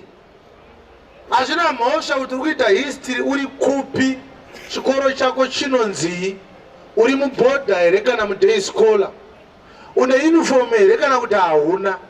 Hazvina mhosva kuti ticha anokufarira here kana kuti haakufarire. Hazvina mhosva kuti headmaster une ukama navo here kana kuti hauna. Kana wangonzi uri kuita O level integrated science uchinyora bhodhi rezimseki, hazvina mhosva kuti uri kudzidza uri kuchipinge. Ini ndiri kuHarare, tikapinda kana muchitima kana tasangana mundege kana mumotokari kana mubhazi, tikati ngatidiscussei the manufacture of ammonia in the Haber process, haichinje catalyst inoshandiswa. Tanofunga catalyst yamunoshandisa ndeye kwenyu kuchechiyo. Isu kwedu catalyst tinoshandisa fertilizer, kana tinoshandisa macheese secatalyst. Aiwa, zviri kunzwika zvati kutaura. Tikanzi tiri kudiscussa 4-stroke petrol engine, tinofanira kutaura nezvema-inlet valve nema-outlet valve. Todiscussa kuti engine ye-4-stroke inoparata sei. Tikakunzwai maakutaura zvechisharo chebhasikoro pa-4-stroke petrol engine, haugona kuti ndo formula yedu. Kwenyu hakuna formula. Formula inobva kuZimsek, formula inobva kuMinistry of Education, formula inobva kupi? Inobva kuboard. Saka kana makwenyu musaite syllabus nyowani, munopuwa syllabus nehurumende. Zviri kunzwika zvandiri kutaura. Saka hamuna dhokotiri rinonzi iri nderenyu rekuzayoja. Pano uchiti redu uri kutaura ani nani. Iwe nani? Zviri kunzwika. Chechi ndeyaJesu waditi. Hatigone kuti tinotanga zvedu zvinonzi izvi ndezvekwedu, izvi ndezvekwaningi. Hakuna zvakadaro. Saka ndakandichiona video yamakandiwa ndobva wazondibloka zvavo, asi message ndakandanyora ndakandichibvunza mibvunzo, ndakandichivapa mavhesi ndovati inini zvandikuita muchapopota, but mapedza kupopota ndokumbirisa muzopindura. Zvekupopota hazvinandibatsirisa, hamuna chamunoita kungotaura bedzi. Asi ngatidairanei mibvunzo. Right, mubvunzo wangu ndokutanga ndokuti Makandiwa akatanga achinzi Pastor Makandiwa, akazonzi Reverend Makandiwa, akazotanga kunzi Prophet Makandiwa. Mubvunzo wangu ndokuti process iyoyo inonzi chii?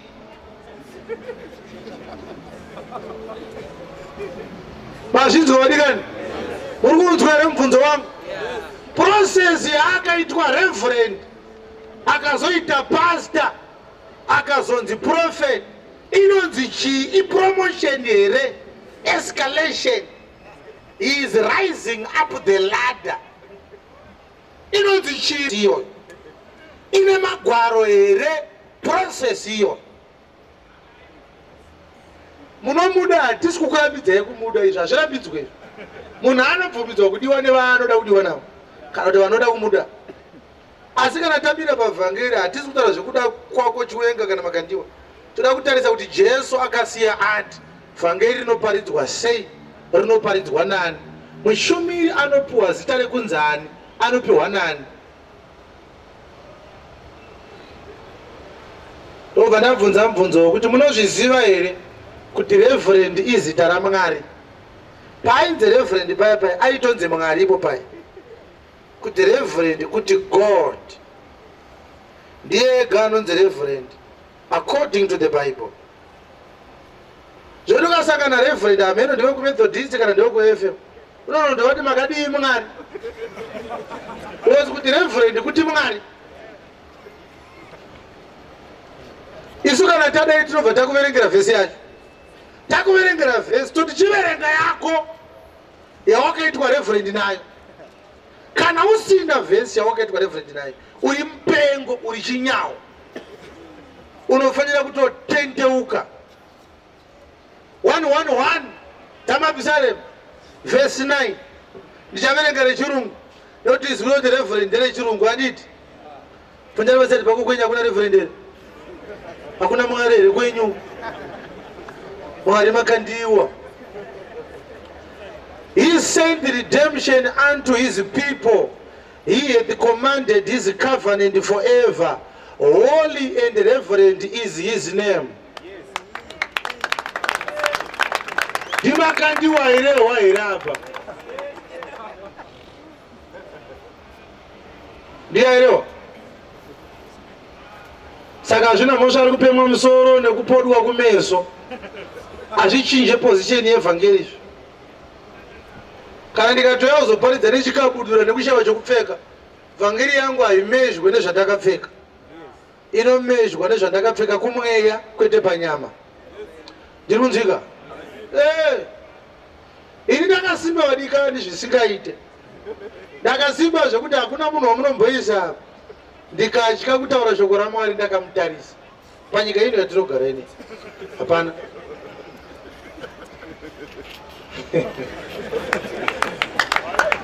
Handina zita remunhu anonzi abatwe as far as the gospel is concerned.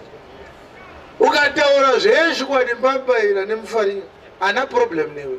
Kangoti Jesu kana kuti Mwari tiri tezi, ndikangokunzwa bedzi wabata nyaya dzaMwari ndikakunzwa tiri tezi. Ikambani yandinoshandira, don't misrepresent my Jesus. I belong to Jesus.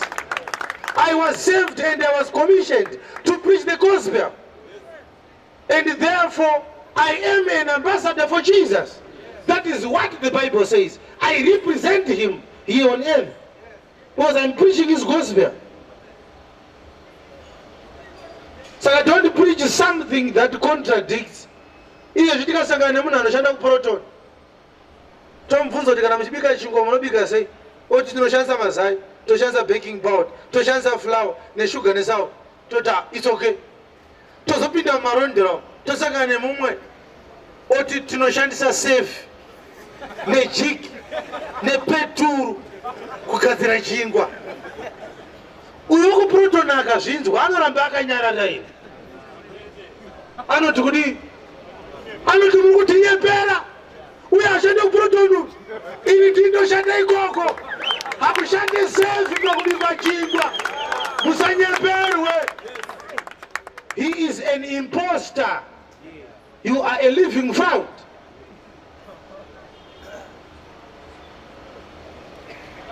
Vhangeri kana richiparidzwa haribvumidze baba nemukadzi wavo kuti varonge kuti mangwana vanonoparidza chii.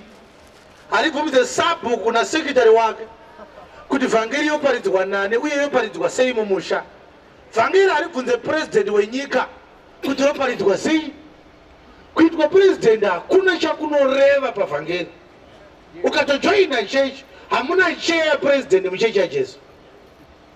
Unongogara mabhenji akagarwa nevamwe iwana. Zviri kunzika zvandiri kutaura? Aumbofa wakakura zvekuti hauchatendeuka iwewe. Unongonzi auya yeya ukura achakopinda. Kana Jesu auya zvinosotara. Uitika mubhabhatidze here. Kana tinoda kutoti vatendeuke kushungo veve tivabhabhatidze voponeswa vasati vabviswa naMwari panyika panapa. Wazvinzwa zvandiri kutaura? Havana vhangeri popaye vada kutotendeuka.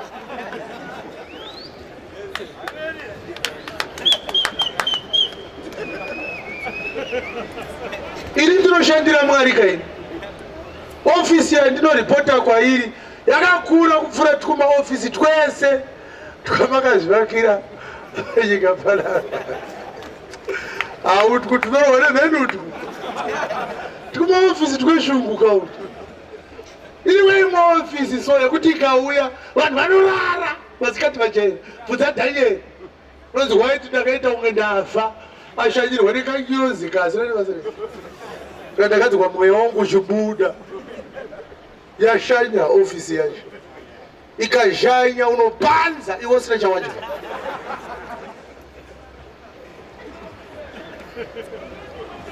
unonoshaya kuti zvakuda kuti mumangu izva zvapinda nguva iyi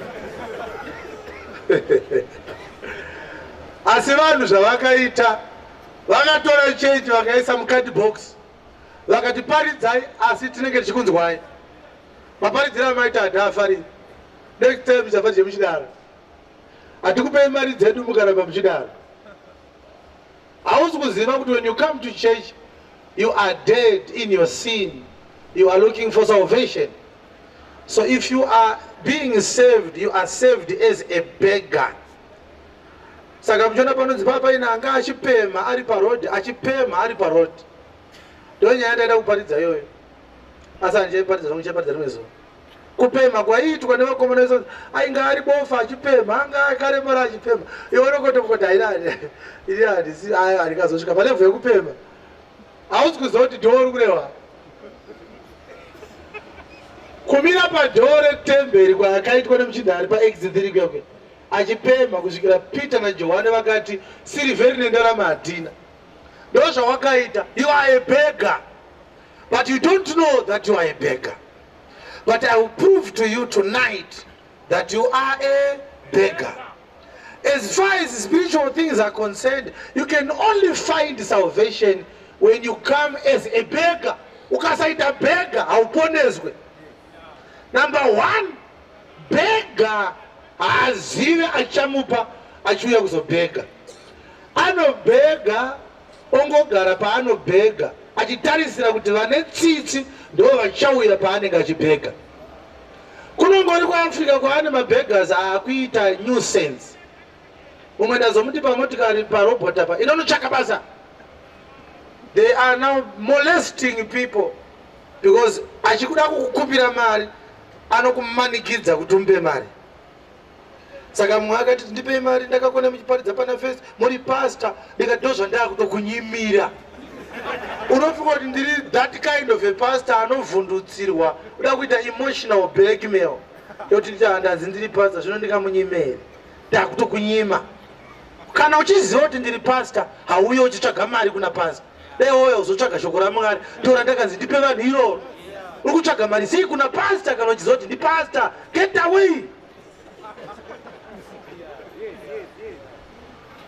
chikanza saka ndakanganisa naye ndikati wotozotry next time unongoti ndikukumbirawo mari kana ndichida ndokupa ndokona kunyima ndisingangode zvangu asi ndinayo handina gena randinopinda dei ndisingatode kukupa iri munhu wamwari kudai ndokona kunge ndisingadi hakuna anonditongera nyaya kuti sei usingadi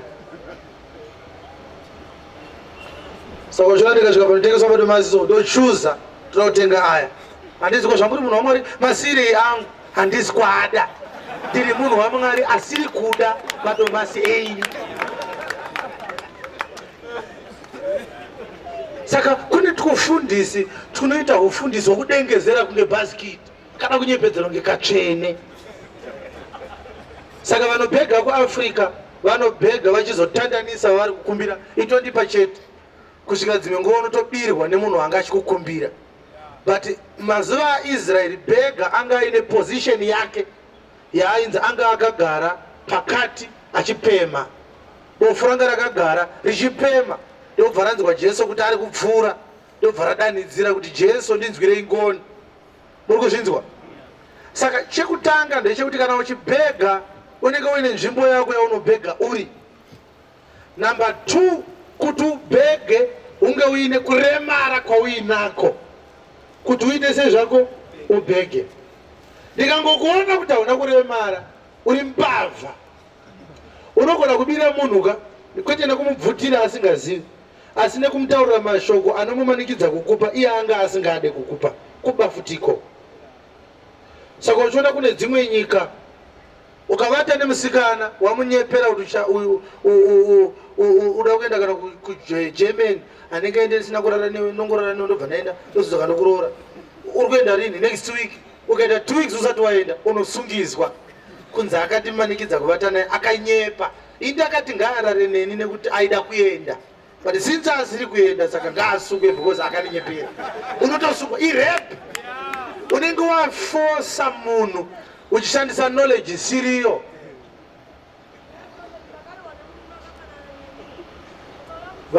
Vabvise ndofunga mafuse ava ari kutsva. Hauna chaunombofa wakauya nacho chaunofunga kuti chiri worth kuti timire kuparidza tichichinzwa. Kunyange ukaita problem yakaita agent sei haite agent zvekundibvisa papulpit kuvhengedzera ikoko kuonenge waita. Jesu akafira kuti vhangeri yandiri kuparidza iparidzwe. Saka unofunga kuti iwo murume wako anga koshe kupfuura Jesu akarembera padanda. Kuponeswa kwevatadzi kungamizwe tichitanga kuita Musasa project. Oye paiwe. Saka hativhundutsirwe nezvisani basa resi. Ipapapa unondokuwatoona kuti nekumba kwacho kwakashata ukaona munhu achivhengedzera pakazara varume kudai so kokumba anenge achiita sei. Murume wacho ari paterabu itsunami chaicha. Saka haugone kupema kana usina kuita sei kuremara. Kunoko ndokwatava nevanhu vane nungo vanenge vachipema.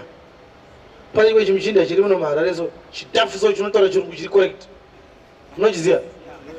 Chinopinda mutakeaway chine mazivhudziso. Chikapinda musupermarket uchitenga so chinona help me my brother I'm hungry, help me my brother I'm dying of hunger. Chinoye chakabata drink kana nepie chinenge chingoda $1. Help me my brother I'm suffering from hunger, help me my brother. Ukampa so anobva anosiya patiu obva abuda anoswera achicollecta mari mumasupermarket. But zvaanoita unofunga kuti arikuda kutenga chikafu haambofa akatenga chikafu. Saka ndakamuona achizviita mumwe munhu ndobva wazoya kwandiri ndikati wakanonoka, you are getting nothing. Hauna kuremara. Unodiri kuti upote uchipuhwa chikafu nevanhu wakagara.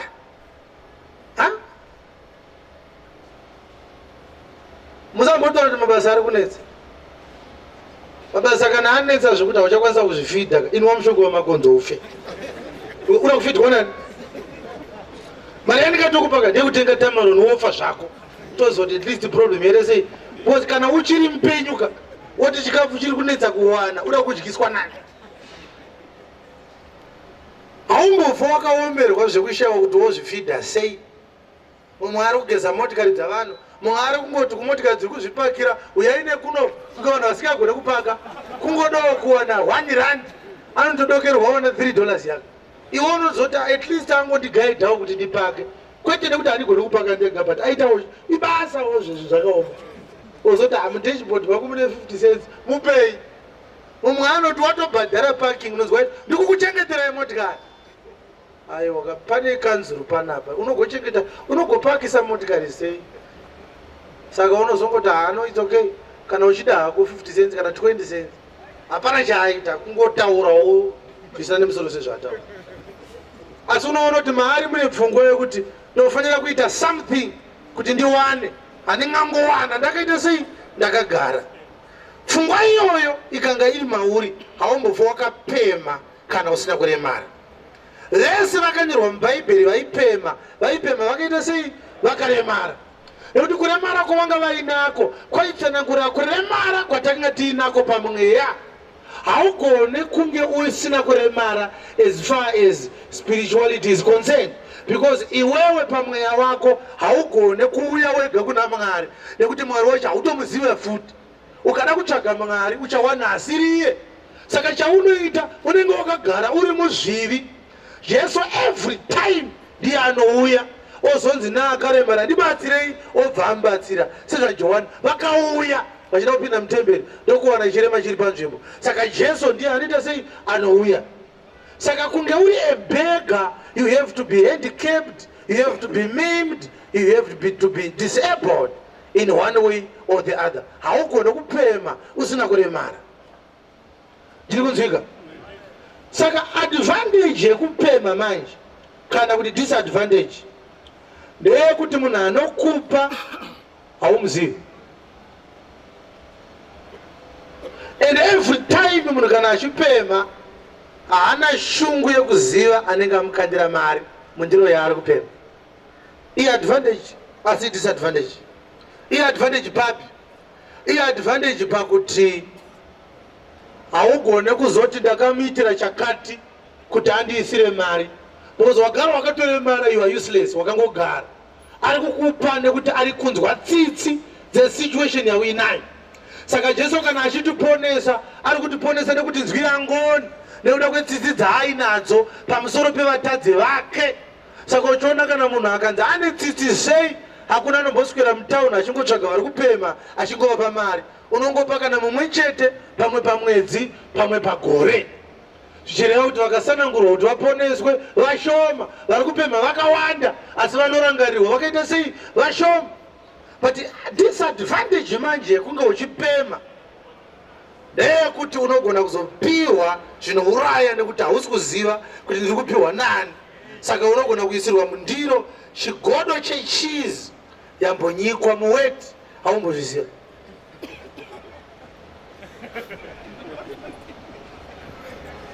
Saka ndiyo disadvantage inechi zvayo inapega iyo. Unozviziva se? Handiti nongori bofu.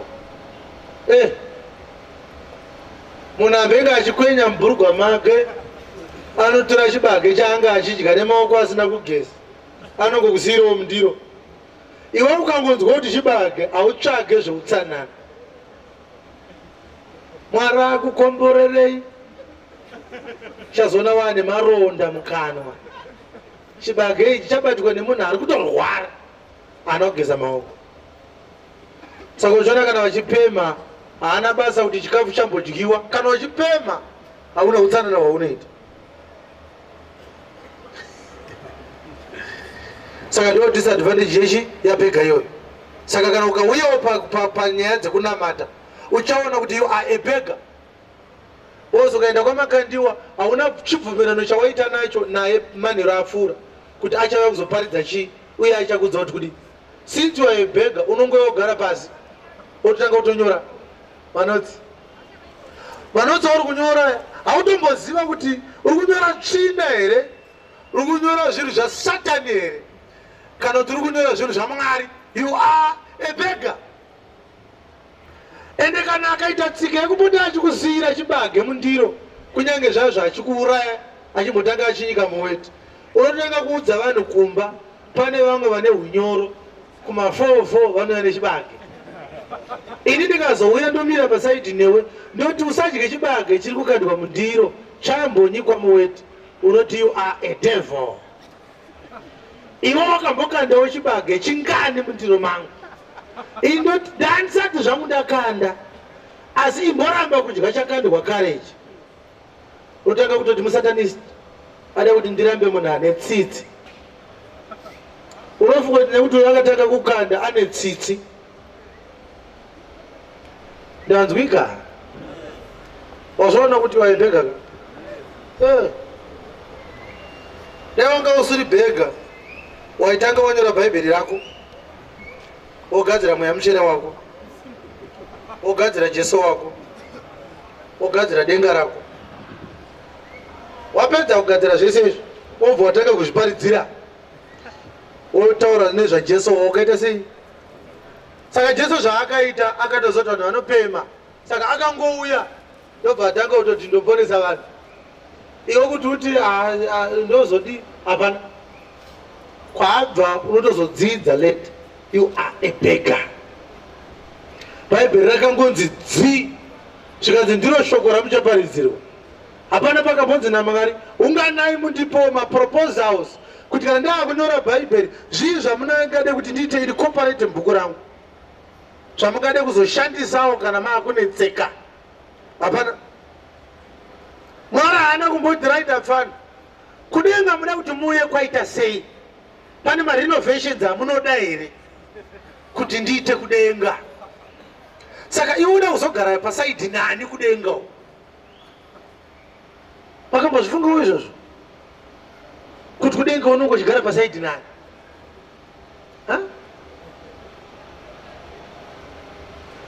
Uri kungotaura zvekuenda kudenga kaiwe?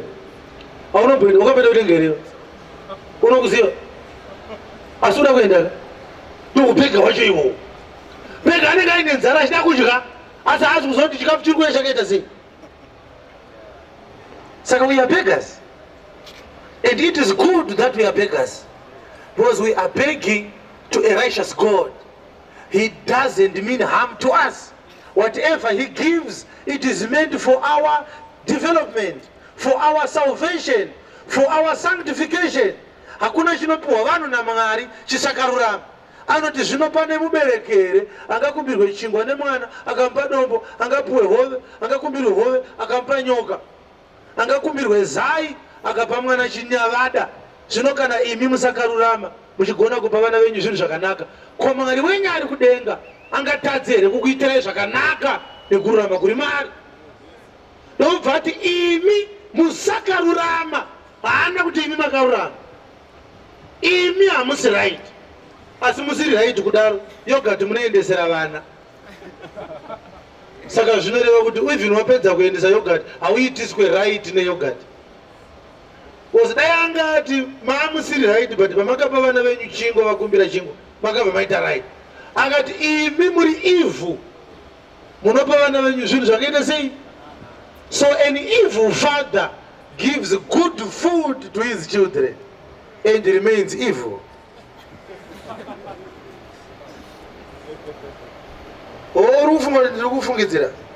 Luke 11.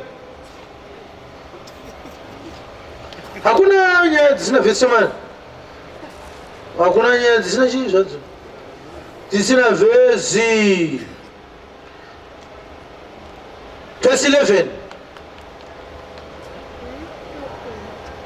to 13. Verengai. Ndavapiko baba pakati penyu kana mwanakomana achikumbira chingwa vangamupa ibwe here? Kana hove vangamupa nyoka panzvimbo yehove? Kana zai, kana akakumbira zai vangamupa chinyavada? Vangamupa chinyavada here? Yes. Naizvozvo kana imi makaipa, imi muri ivhu, muchiziva kupa vana venyu zvipo zvakanaka, baba venyu vari kudenga vachapa zvikuru sei mweya mutsvene. If ye then being evil know how to give good gifts unto your children, how much more shall your heavenly Father give the Holy Spirit to them that ask him? Vhesi yakanyorerwa vanhu vari kunzi baba venyu vari kudenga vachakupai zvakanaka mukakumbira. Ndi baba vane ma-evil sons. Apedza kuti you being evil, akabva ati baba venyu vari kudenga. Saka baba vari kudenga vane vana vari evil, vanogona kupa vana vavo zvinhu zviri good, voramba vari evil. Dai Jesu akanyora zvakanaka akati hano mamusiri vanhu vari right, asi ukagonawo kupa vana zvinhu zvakanaka, aiwa usisiri evil, you are now righteous. Akatoti aiwa mapedza kupa vana zvinhu zvavakumbira muri evil. Nekuti kuchinjwa kuve evil muchiitwa righteous hazviitwe nekupa mwana chingwa kana zai, zvinoitwa nekutenda shoko remwanakomana waMwari. Saka uri kuona kuti you are evil, asi wakatonobvisa kamari iwe. Hauna kuroora here? You are an evil husband. Akaroora mukadzi wake. Une vana vari kuenda kuchikoro, school fees uri kubhadhara. You are an evil father who is paying school fees for his children. Chinokuita evil hakusi kusabhadhara school fees, kusatenda mushoko raMwari. Mushonga vhesi dzacho here, vhesi dzacho mushonga. Saka uri kuona kuti kana usati watenda, zvauri kuita nemabasa ako hazvichinje spiritual status yako. Chinochinja spiritual status yako kutenda. ende hautende kana usina kunzwa, ende haunzwi kana kusina aparidza, ende hakuna anoparidza kana kusina akatumwa. Ngatisimukei vakagara. Saka toita madiro ativhange here, vanoda kuveza ngoma nomwe voveza, vanoda kuungana pasowe ungana, wobvisa shangu woimbira dhamureta. Hanzi ngirozi yedu ndo zvayakataura. Tichaziva sei Mwari wechokwadi? How shall we know the true God? Chero zvanofunga kuita pachechi penyu kungofunga.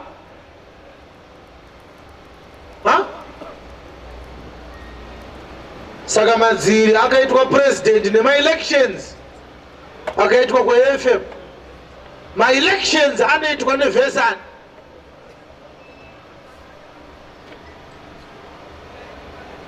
Deputy president wechechi, head of state and government, commander-in-chief and chancellor of Living Waters Bible School, Madziri. Saka siyanai naye atadza chii? Ndo zvekuchechi kwavo. Zvekuchechi kwavo zvinotangira pavhesani. Kuti muzosvika pamunoti taakuita zvekuchechi kwedu, munenge mapa bhuku yani mubhaibheri. Pauro achinyora tsamba unonzwa achiti itai veEfeso vaverengewo tsamba iyoyo, itai veMasedhonia vaverengewo, nekuti tsamba dzava dzisinganyorwe dzichinzi dziri exclusively to the place yadzanyorerwa.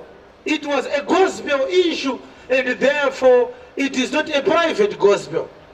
It belongs to Jesus.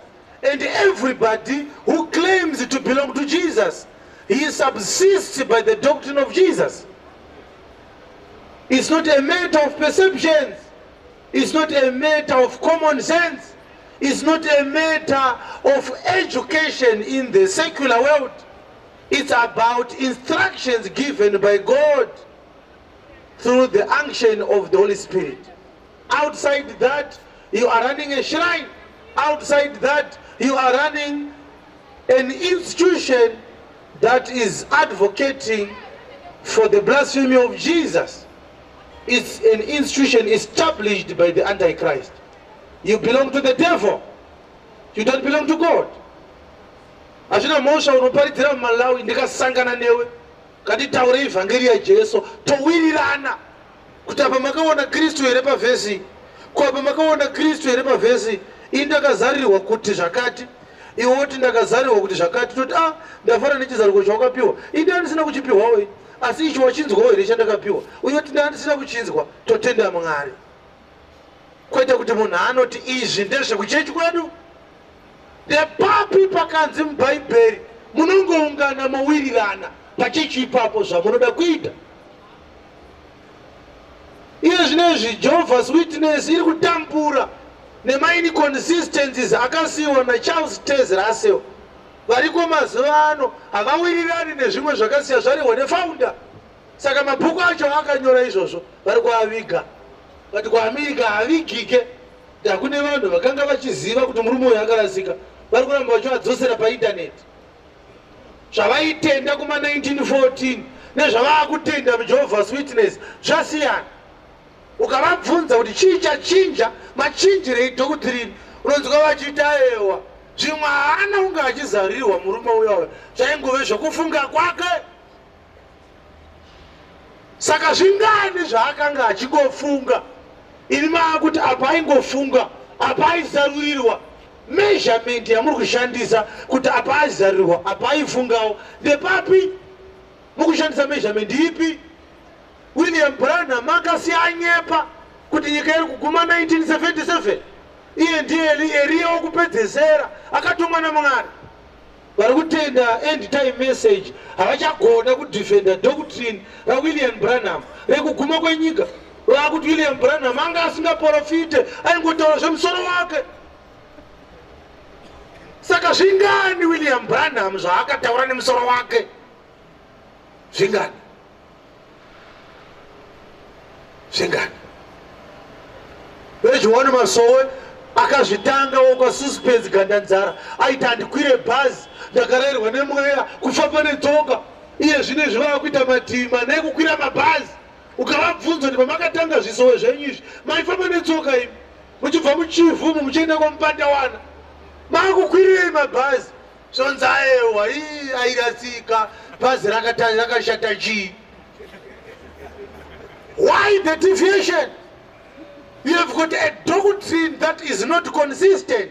Why is it inconsistent? FM yakuprofitwa. Ask them ago why dzingwa chechu kaprofita FM. It was impossible. It was not allowed. Ongosingabvumidzwe kuti kuti Mwari ataura zvakati ndazarurirwa kana kuti pastor amire kumberi oti iwe da kuprofita zvasingabvumidzwe kuFM. Ask vakaparidza kuma 1990s 2005 it was not allowed. Pakangobuda makandiwa akatanga kutora vanhu vachibva kuFM vachienda kuFI kukabva kwanzi takaiwa kuprofita. Saka kuprofita kwavo ndiko kuita makwikwi namakandiwa kuti asavabire vanhu. Saka dai makandiwa asina kubuda maizoprofita rini?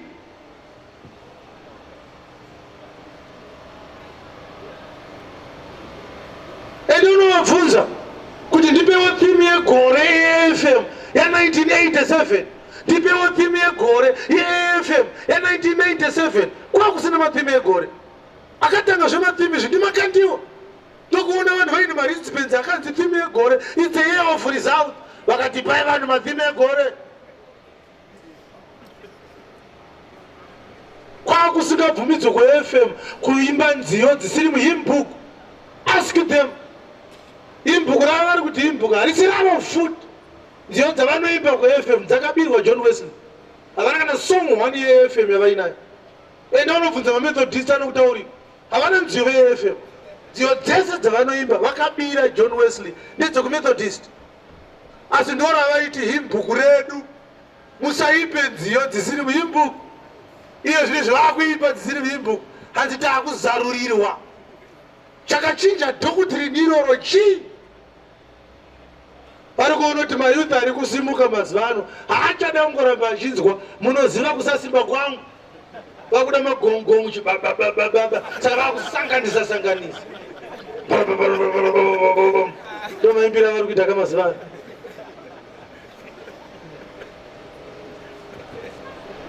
Jesu anoti heaven and earth may pass away but my word will abide forever. My doctrine will abide forever. Why these sudden shifts? Kana makatumwa na Mwari chiri kuchinjisa doctrine chi? Muri kuchinja doctrine nekuda kwei?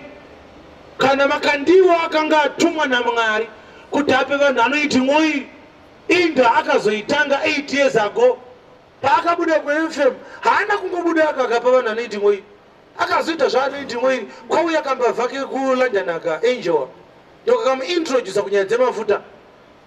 Kana Mwari akanga amurayira kuti vanhu vanoporeswa nemafuta vaiuya kuUEFA ichiri kunzi interdenominational vaipora sei?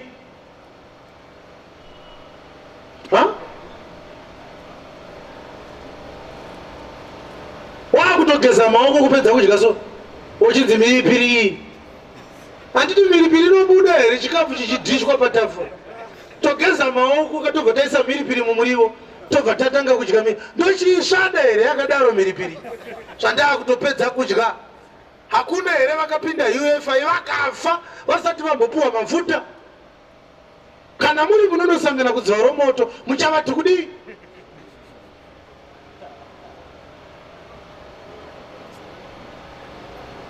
Ari kupa vanhu madhokodheri nzaya ndiani? Hallelujah. Yes.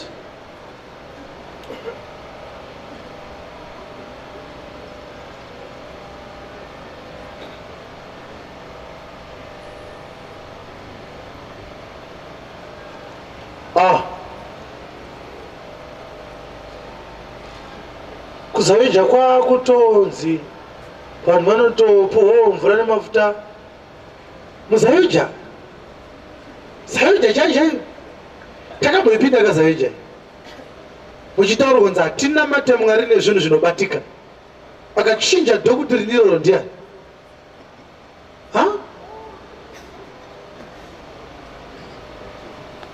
Gore rino iri ra2017 rine ndoro anoti muchechimane maLevites anogadzikwa naguta kufa kudaiso akauya rini muZimbabwe maLevites aya?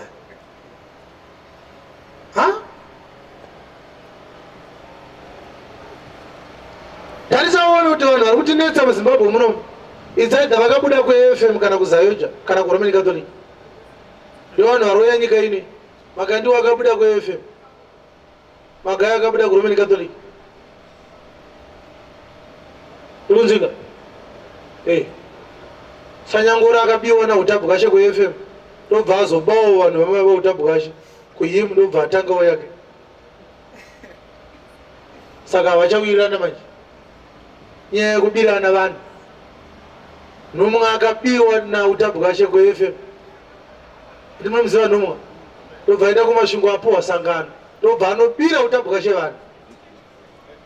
Saka vanhu vakazoona kuti nomwe anyanya kurasika, ndobva vati kuna nomwe achibva pano isaona kudzokera kuyimu kwaUtabhukashe. Saka akadzingwa kumasvingo. Saka muri kuona kuti ngemudzi yakarasirirwa ari pana first panapa, akadzingwa kubhuloku kumasvingo.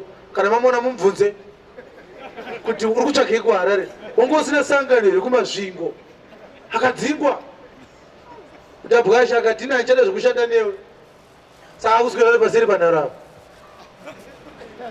akambotanga sangano mukuwadzana makabira vanhu mari achivapa mvura avanyepera kuti ndabva naye kuNigeria. Ndofunga vanhu vakangoona kuti hazvisi kushanda, ndobva zvaramba. EAFM, Zayoja, Roman Catholic ndo vari kubreeda these brood of vipers that are destroying the spiritual terrain of our nation.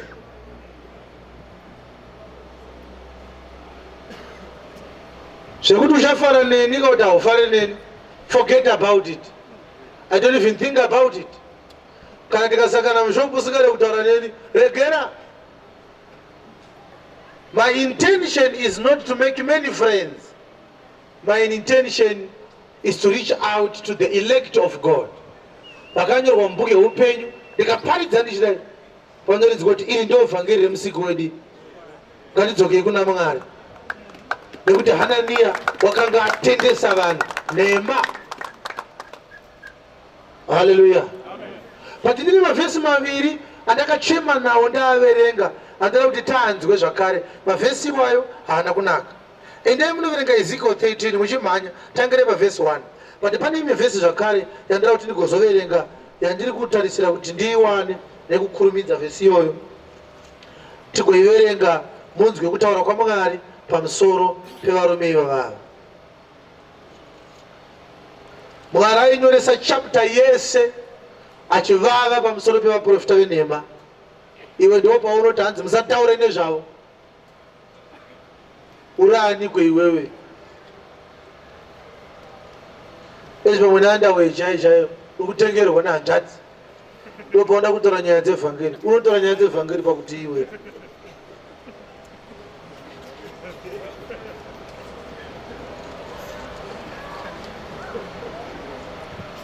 erengai tinzwe. Zvino shoko raShe rakasvika kwandiri richiti, mwanakomana womunhu, profitira vaprofita vaIsraeri vanoprofita.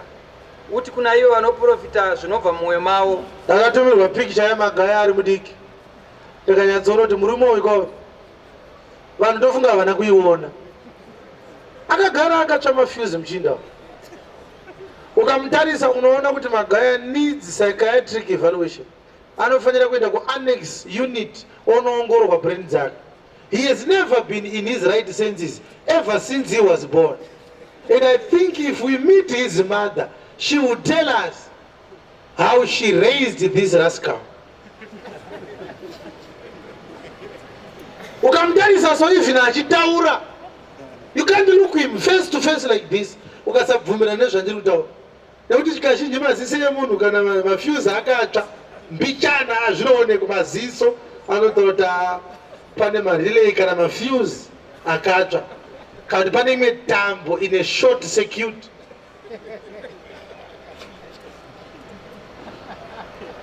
Yakanyanya zvikuru nezuro paStar FM amenoti pane akainzwa here pachitwa chimwe chiprogramu cheDNA test.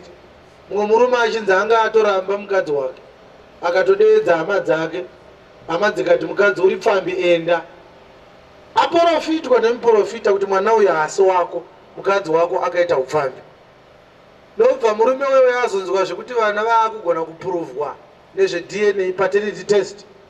Saka vakanga vatestwa paredhiyo ipapo, ndobva mari dzavo dzaaverengwa pazvanzi neDNA test, mwana uyu ndewake. Profita anga apedza rini zvekutaura zvemwanakomana waMwari kuti apinde mubedroom mavanhu atange kutaura kuti mwana uyu ndewanhingi, uyu mwana iye anoziva here baba wake muprofita yevi? Baba vake chaiva vanovaziva here?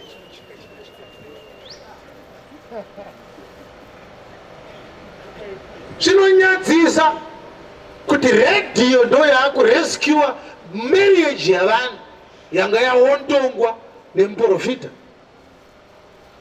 And all these prophets have ruined so many marriages. And I have met more than 3 people vasisina mhuri dzavo izvo zvinoda kwamakandiwa. He has ruined a lot of marriages. Umwe akauya akati takanga tanzi tibvise motikari, mukadzi ndiye akanga apuwa loni kubasa akatenga motikari.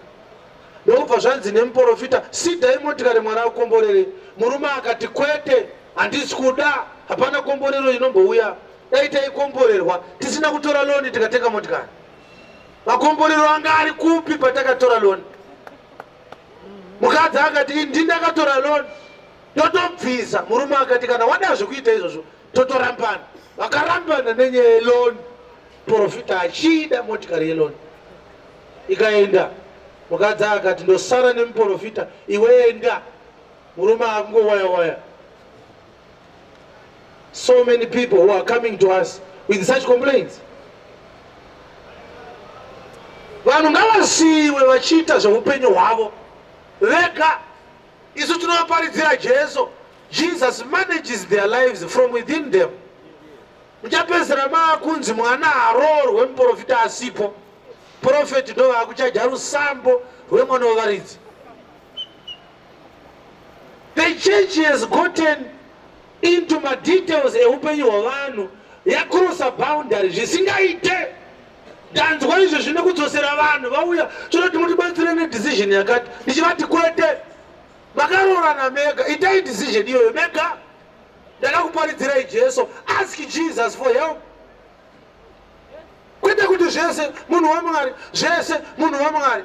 Vamwe mai vakauya kwandiri last year, takabeta pinda navo, ndikati amai hausura zveshoko raMwari, idzotsa maya. Ndobva vauya kwandiri zvikati mwana wangu arikuda kuroorwa, asi hama dzemurume hadzina kundibatsira kurera mwana pakafa baba vake. Saka ine handisina kuti ndideedze hama dzemurume, since mwana wangu vakunamata kuchechi kwenyu, imi ndimatowo baba vake, chiuyai muchadye rusambo nozokuonai mbichana. Ndikati never. Zvekuti hama dzemurume wenyu hadzina kukubatsirai pakafa murume wenyu hazvichinje position, ndivo vane right yekuuya kuzomira sababa. Saka mochingouya zvenyu mongomira moona mafambira, handiuye hamuna vhesi inodeedza apostle Chiwenga panodeedzwa panoroorwa mwana wenyu. Hapana vhesi yakadaro. Musafunge kuti ndiri munhu ane shungu nemari kusvikira pakadaro. Kana but mandiri makapinda mubvunzo wokuti inda vakafungidzira kuti daibvuma suggestion yavo. Kwavanga vari vaipota vachiita zvinhu zvakadaro nevanhu vaMwari. Unoita mukadzi wokuti anoudzwa nemuprofita kuti asaende kumusha kwomurume, agotokurambira kuti profeti vakati ndinonoroiwa ndikaenda kumusha kwenyu. Iwe uchiti handei kumusha, iye achiti profeti vakati hakuite. Profeti vaakutonga mukadzi wako kuti anoenda kupi haaende kupi. Why? We never saw such conduct in the ministers of old. Vakatitangira vana kumbodaro. Ndiri kunzvikira vadikani? Ndiri kunzvikira vadikani? Yes. That is not the gospel. That is not the reason why Jesus was crucified on the cross. Yes. Umwe akauya kwandiri akati ndaofuka mabasa maviri, saka handiziva kuti ndochuza ripi. Ndikati uchaziva hako, enda ndikuchuzire basa. Wozonosvika iko kuomba wobva wasungwa woti ndakachuzirwa naApostle Chiwenga. Do you think I may soil the assignment to which I was called because of a simple matter basa rakwe? Dai pasina Apostle Chiwenga waita sei? Bhutsu dzawakapfeka idzo wakatenga sei vasipo? Munhu waMwari, munhu waMwari, munhu waMwari. Hai!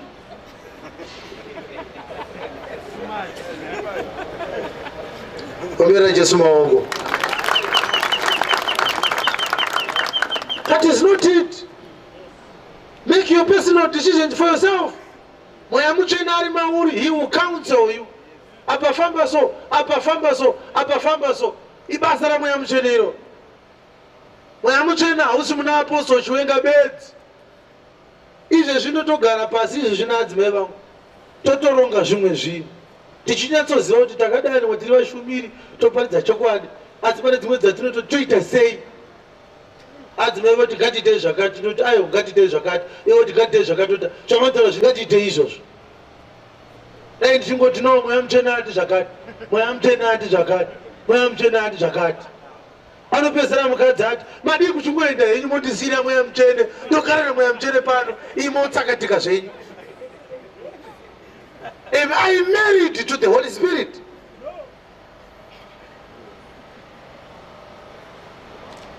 Unongochatengeserwa pitikoti yakanyorwa nzi UFI.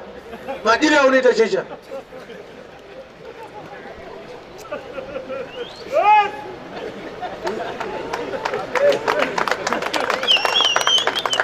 Kune vanhu munyika muno asisagone kutaura chinhu asina kuti prophet vakati. Kana kuti bishop vakati. We now have such kind of people munyika medu. These are ghosts that we need to exorcise using the gospel. Yes. Ndina vanhu vaviri izvezvi vandiri kutaura navo izvezvi right now. I'm speaking to them. Ndichivanyengetedza kuti roorwai akapinda chechi yaimuti usaroorwe nemunhu asingapindi chechi ine. Iye zvinezvi ane 51 years. 51. Hanzi ndarambe varume vatatu vaida kundiroora. Ndichiti ndikataurira pastor vangu vanoti zvino kudenga munoenda sei mumwe asinganamate, munofanira kuenda mese kudenga. Munhu ane, can you imagine kuti somebody is 51 years old airambidzwa kuroorwa napastor vechechi? What kind of a gospel is that? Acharoorwa nani munhu ane 51 years? Iko kutendawo kwacho kwamunoita.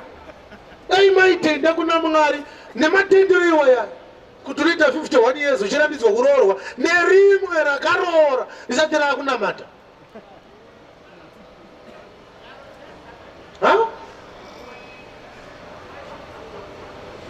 No.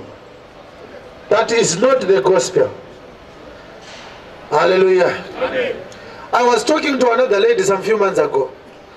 Murume akaramba mukadzi, vanga vaita mwana 1. Ndobva murume angotora mukadzi akanomisiya kuvabereki vake. Anga akaroora. Akati ni mwana wedu handishada. Vabereki vakati ende unotora hama dzako nemunyai wako. Usazodzoka pano. Kana kuti mwana wedu tizazomona ane nhumbu yako uchinzwa akudzokera futi kumukadzi, iwe wamboti hauchada. Akaita zvese, akatoenda akanorora mumwe mukadzi. Mukadzi akaita 5 years asina kuroorwa. Akabva azoroorwa nemumwe murume. Vane vana vaviri. Ndobva aenda kuUK ndokubva anopinda chechi. Akanzi zvamakaita makateta upombwe. Kuroorwa nemumwe murume wenyari mupenyu. Shoko raMwari harizvitenderi. Chiramba nai.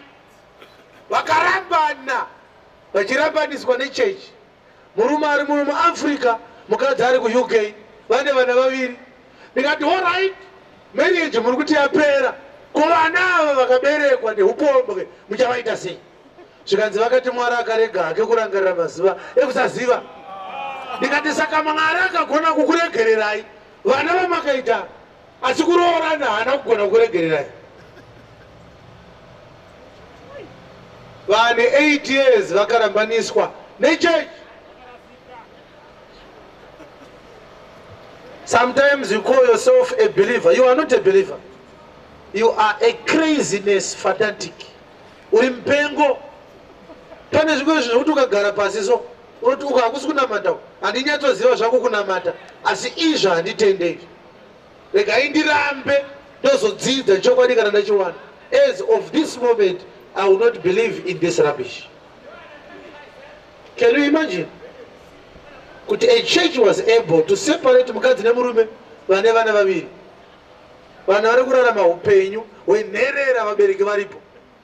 Hanzi makaita upombo. Ndopana vabvunza kuti saka musikana akapinda chechi achinanga ndiri joki ndakabvisa nhumbu 18 vanomuita sei? Ndikati alright. Kodai makauya maini muine murume obva mapinda chechi muchinamata mese obva azoti handichakuda handichada kunamata vanokuita sei?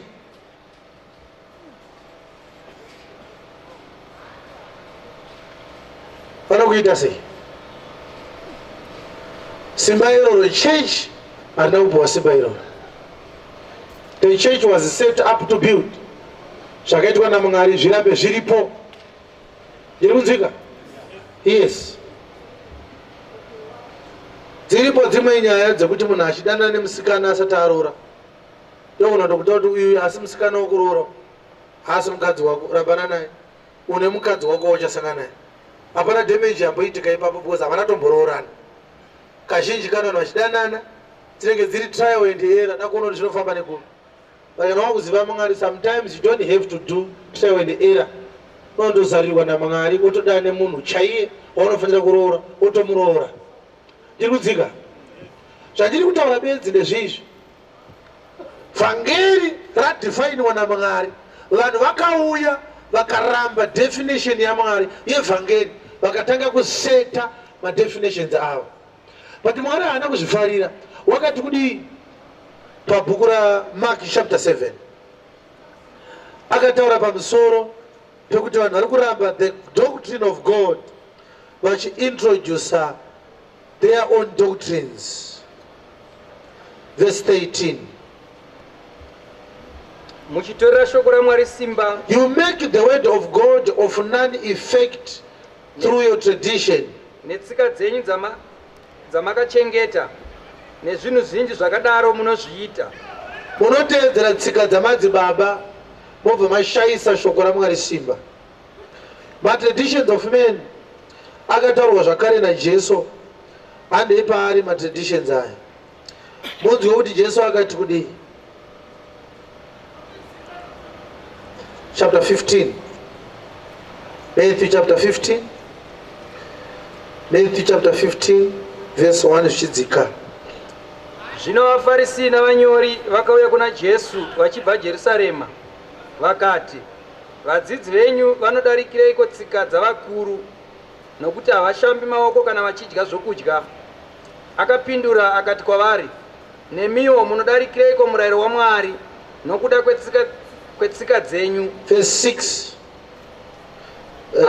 Yes. Haachakudzi baba vake kana mai vake, asi haane mhosva. Makatorera murayiro waMwari simba netsika dzenyu. Mazvoona. Verse 9. Asi vanonamata pasina vachidzidzisa dzidziso iri mirayiro yavanhu. But in vain they do worship me, teaching for doctrines the commandments of men. Saka munogadzira doctrine but rikarondwa kwarakabva rinoonekwa kunzi harina kubva kuna Mwari, rine munhu akatanga naro. Ndo anonzi madoctrines or matraditions of men. Saka iwe unozvarwa kuti unojoina church osvika vanhu vachingonamata vachiti Jehovha. Hakuna akakudzidzisa kuti Mwari anonzi Jehovha zvichibva kupi. Ukada kuzvikwesera unonzi wawo kuti church yakatanga kudara uri munyowani. Yakatangira pasi pemuti isati iripo iwanga usiku. Be quiet. Ukavati gwaro rinoti kudii, havataure zvegwaro, vanoti baba vakati zvakati. Traditions of men. And what we are battling with, we are not battling against people vari kudefine a gospel or a Christ. Hapana doctrine ravainaro. And they don't care about the doctrine of Christ, by the way. To such an extent yekuti even waratidza munhu kuti zvamuri kuitiswa zvinopesana neshoko raMwari, anokudza kuti sara neshoko raMwari indiende nemuprofita. They are ready to walk away from Jesus in search of men. That's why by John chapter 5 anoti mungatenda sei imi iyemi munotsvaka kukudzwa mumwe kunobva kune mumwe, asi kukudzwa kunobva kuna Mwari uri oga hamukutsvaki. Verse 42 and 43. We have doctrines of men that are being taught under the guise that they are indeed the doctrine of Christ. And what we want to do is, as we preach, tunofana kuramba tichikuratidza kuti Mwari akati, vanhu ndokubva vazoti. Ukada kuzvitsvaga unoona vachicelebrate a church, vachiti church yaane 70 years. And vanenge vaine chokwadi, ndaya Jesu haisuri yavari kucelebrate. Evati yakatanga 70 years ago, unoona kuti ukaritera doctrine ravo zvechokwadi rakabvawo 70 years ago. Hallelujah. Tiri kunzwika zvandiri kutaura. The gospel of Jesus was established by Jesus for the people that belong to Jesus, for an objective that Jesus himself founded or established. Haisi nyaya yekuti kana mukawirirana neni mukanditengera kana iti kana isadza netibon ndinogona kunyengetedzwa kubva padhokutrine raKristu, nekuti pane zvamusiri kuda padhokutrine raKristu, zvamurida kuti ndibve pazviri ndigoita favorite wenyu. Inini handina denga randiinaro, saka ndikakupai doctrine ndaakutofanira kugadzirirai denga. Ndadenga richapindwa nevanhu vakapiwa doctrine raKristu. Saka the reason why tiri kuti let's abide by the doctrine of Christ. Tiri kuti kana auya akawana vanhu anoti uya nedoctrine rangu, saka ndinomuendesa kunzvimbo yandakamugadzirira. Once you are found with a foreign doctrine, a man-made doctrine, an artificial doctrine, a doctrine that evolved around another person, you are not going to find a place in Jesus. Are you hearing this? Rauti nditaura zvinhu izvi ndakasimba. Muri kurangarira paredio musi weSunday kuti pana akati ndinonzi madzibaba ndiri kuwarisvika ndafara neshoko raMwari. Ndichibva ndati dazotendoka madzibaba. Akasiya zveumadzibaba zvaaina zvezvo. Hamuna madzibaba muchechi yaJesu. Hazvina mosva uchagumbuka. Asi ndikakurondera umadzibaba hwinawo, ndikati ndiratidze kuti Jesu ndepapi paakazoti vanhu vachaita ana madzibaba. Handiti munonyatsoziva kuti akafira vatadzi ndiJesu. Koinda zvamaa kutaura muchiti zvakatanga naJohani Marange. Johani Marange anotanga chii? Ane nzvimbo ipi haachaisa vanhu Johani Marange? Johani Marange ndiye akapupurwa nezvake pakanzi uyu ndiye mwanakomana wangu munzwei. NdiJohani Marange rairehwa. Koinda maa kuteerera Johani Marange kupfuura Jesu.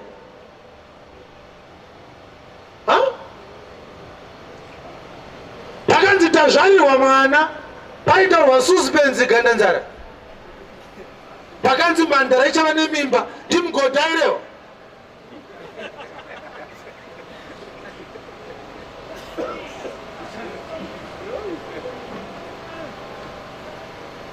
Jesu wako iponzi yekuti unozongofezora kumeso watopedza kugeza nekuzara zvimwe zvese wozongoti wa Jesu outside rurimi rwako hapana chaunoita iwe chinoratidza kuti chakabva pana Jesu.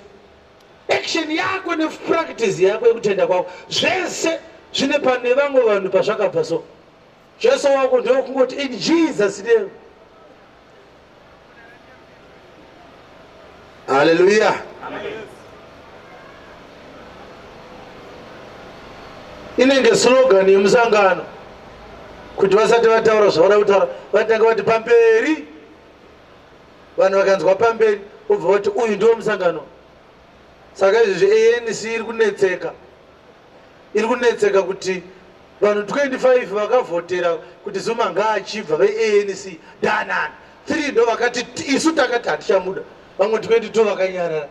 Saka kuti zviri kutinetsa kuti vanhu vari mumusangano muno vasisade president danani, asi vakataura slogan yeANC munosandaira, nekuti zviri kutaurwa nemunhu nezvaanoita zvinogona kusiyana.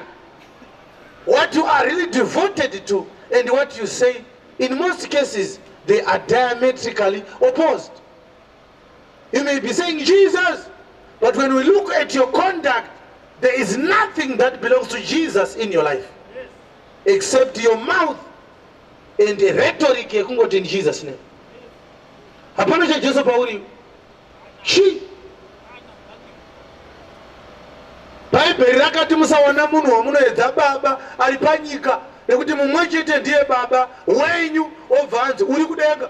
Hausi kutaura here kuti uri mwana wababa gutiwe.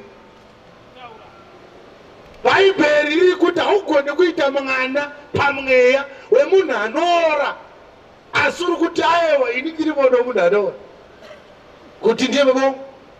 He is my spiritual father. These are doctrines of men.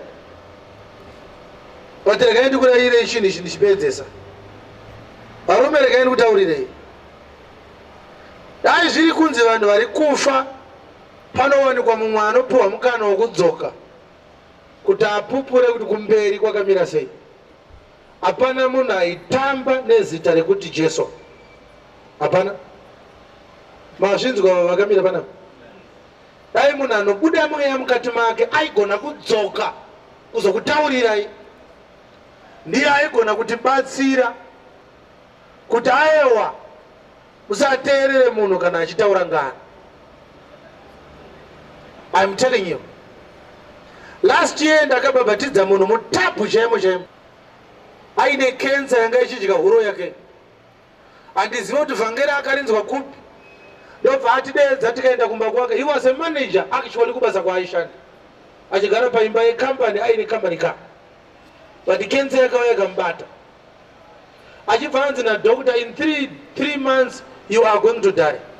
Pandakazomuona anga ane month apfuura 3 months dzaanga apiwa nadoctor. Ndobva ndasvika pamba pake, ndobva ndamuparidzira shoko. Zvikanzi madiski ndinawo, but laptop yangu iri kuramba kuplaya. Ndobva ndamutsvagira DVD player kuti anzwe shoko raMwari. Ndobva ndamuti unoda here kubhabhatidzwa? Zvikanzi hongu, muzouya kundibhabhatidza mangwana. Aichinjwa mabhandeji ake every morning. Saka panga pane zvinhu zvakazviri very complicated kuti ubatsirwa sei. Ndobva ndaenda kumba ndichinzi ndichamubhabhatidza mangwana acho kuma9 kuma10 kana angochinjwa mabhandeji ake. Andakanzi ndofanira kumubhabhatidza, obva atota nemabhandeji iwayo. Ndichingopedza kumubhabhatidza obva wamushinja. Ndobva mukadzi wakafona manheru emusiwa. Zvikanzi hanzvadzi dzake dzazouya dzikati ndiani anda kubhabhatidza hanzvadzi yedu ichirwara yakadai. Havasi kuda. Ndikati it's okay, isu hatina kuti ngaabhabhatidzwe zveforce. Tangomutaurira kuti kutenda kwaaita hakusati kwakwana, anofanira kubhabhatidzwa ogamuchizwa Mweya Mutsvene oramba achinzwa shoko raMwari.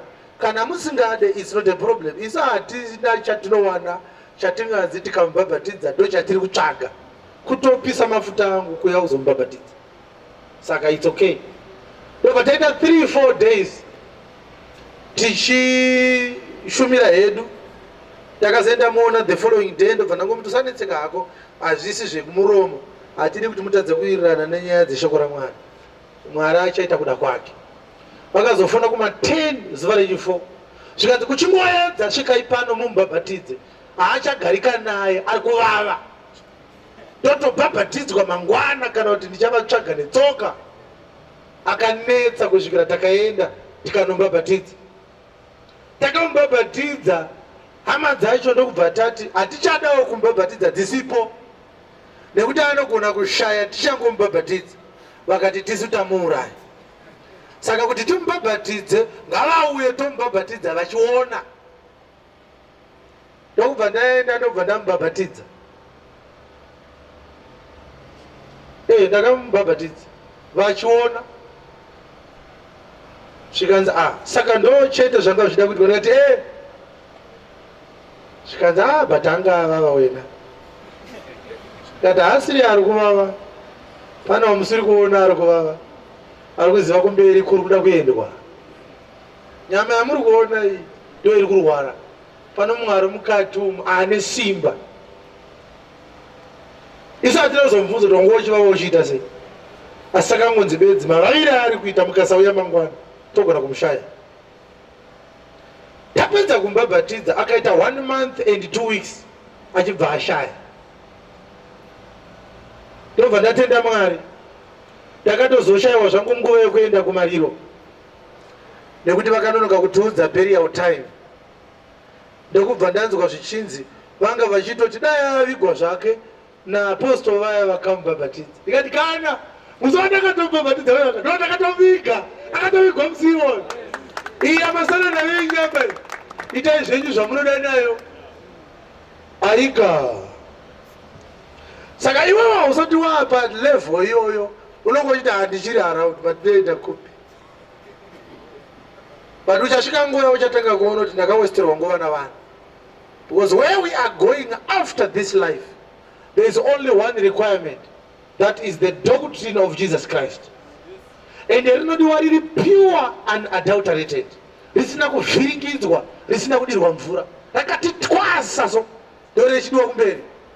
Musi waari kudzoka Jesu hakuna kana one anomira so pamberi paJesu oti ndini ndanga ndiri spiritual father wake, hapana kana one.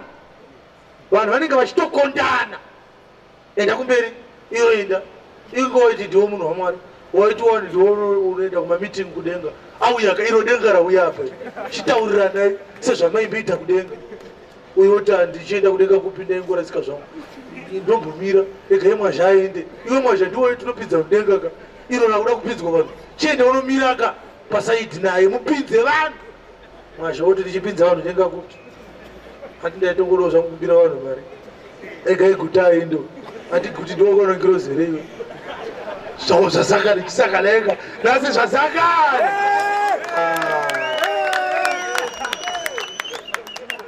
musi iyoyo padungonzi ndiweka 4-star general wekudenga ava mamwe magenerals auya padungu anonopinda so anenge achanopinda mahapu kamembo kuti awande ari kuuya musi iyoyo anenge asina ngoni unonzi wakanzi uri kuuya nehondo dzake ndova mutetenga kuona kuti majokes ese amaita aya ndakawesterwa nguva ende ndinozvibvunza every day pandinopedza kuparidzira munhu kuti ndikaudzwa kunzi pane mumwe wandanga ndichiparidzira pane mumwe ashaya, how do I feel? Zvandataura musi uyoyo zvandataura nhasi zvinogona kumubatsira here rwendo rwaari kutanga kufamba? Those are the things that burden my heart every day. Nyika yatiri kurarama ine inokuvaraidza, unofunga kuti une kumberi mberi kwauchasvika. Zvino ishungu daenda driver wePrado kana Mercedes Benz ishungu. Unofunga ipapa kokuenda kwacho ivi ukaiona motikari hauna futi kokuenda, hauna hama futi dzoda kukona, unenge uchishungurudzika, dai ndaona chakati, dai ndaona chakati, dai ndaona chakati, dai ndaona chakati. Ichasvika nguva yekuti ukanzi receive your car unoti tokurova, unotozoshaya simba rekurova munhu. Ikaa ipi handichareceiva kana ndadai? Ndane ruoko rwachona kusimuka sokuti ndibate banana ratomenywa kare rinenge risisagone. Ndo nyama yauri kushandira every time yauri kumuka kuseni uchienda kubasa, waenda kuMozambique, waenda kuTanzania, inyama mweya kana wakushandira unongogara pasi zvawakaita izvi toparidza wakagara. That's the only thing that benefits your spirit.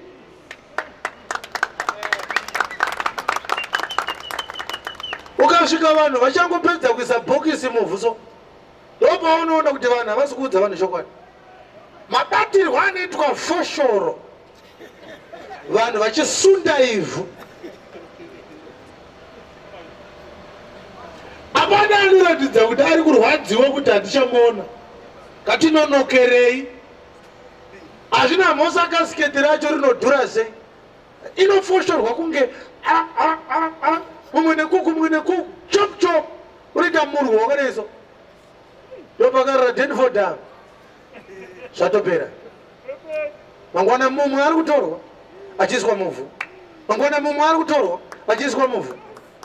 Iwe uchipfuura nepamakuva so unenge wakachenjera, unenge uchitsika vamwe vakarara zvavo kare kare. Dai vari vanotaura vaiti evo taibobhidhaira zvamuri kuita izvi, muchauyawo rimwe zuva.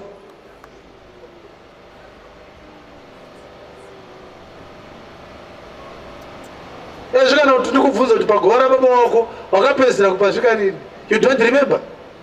But ndo vanga vakakuzvara kaiwe, wakagumisira waona kuti hapana chichabuda amavha, patori nemukotopeya pasaidi peguva iroro, uri kubereka zvisingaite. Hauzi kuzoti nyama yababa wako ndo iri kubereka makotopeya uri kudya wai.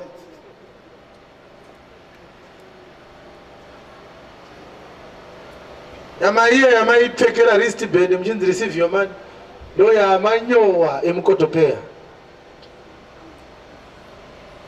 Mwari ngaakubatsire manheru ano, urege kutandanisa zvinoora. Vhangeri yakabva kuna Mwari kuti ikuponese, ndokuti rimwe rinosetwa naMwari, rinodefiniwa naMwari. Mwari ndiye anotuma mushumiri. Do not interfere with the operations of God. Simukai vakagara kuti tinamate. Kune vashumiri vane ropa maoko mavoso. Mwari akaunza vanhu kuti uvaparidzire upenyu. Iwe kutoti wakaona ATM machine, kana auya ndomutorera mari, kana auya ndomutorera mari, kana auya ndomutorera mari, ukaona vanhu vakamira zvavakaita izvi, unongoita wana mukana wokuita mari. The Bible says every word that you shall say, you shall be made accountable on the day of judgment. Every word. Izwi rimwe nerimwe rauchamira pamberi pevanhu uchitaura in the name of the Lord, musi waari kudzoka, he shall make you to be accountable that day. Every day uri kumira kumberi kwevanhu wapuwa mukana wokubara mhosva, unotaura kuti Jesu ati, Jesu ati, zvaunonyatsoziva kuti Mwari haana kumbotaura newe. He keeps quiet nekuti mazuva enyasha. Zuva radzichabviswa nyasha kuchauya hasha. What does it profit a man if he should gain the whole world but lose his soul? Zvinokubatsirei kuita munda wemotikari worasikirwa nemweya wako, but unoti mweya huna basa kaiwe. Mazuva ano you are thinking about your stomach. Uri kufambiswa nedumbu kwese kwaunoenda idumbu rakwe ndo rinodecide kwaunoswera. There is going to be a day when your stomach matters no more. I assure you that.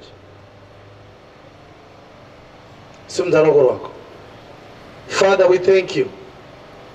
Tiri kunamata manheru ano, tichikutendai.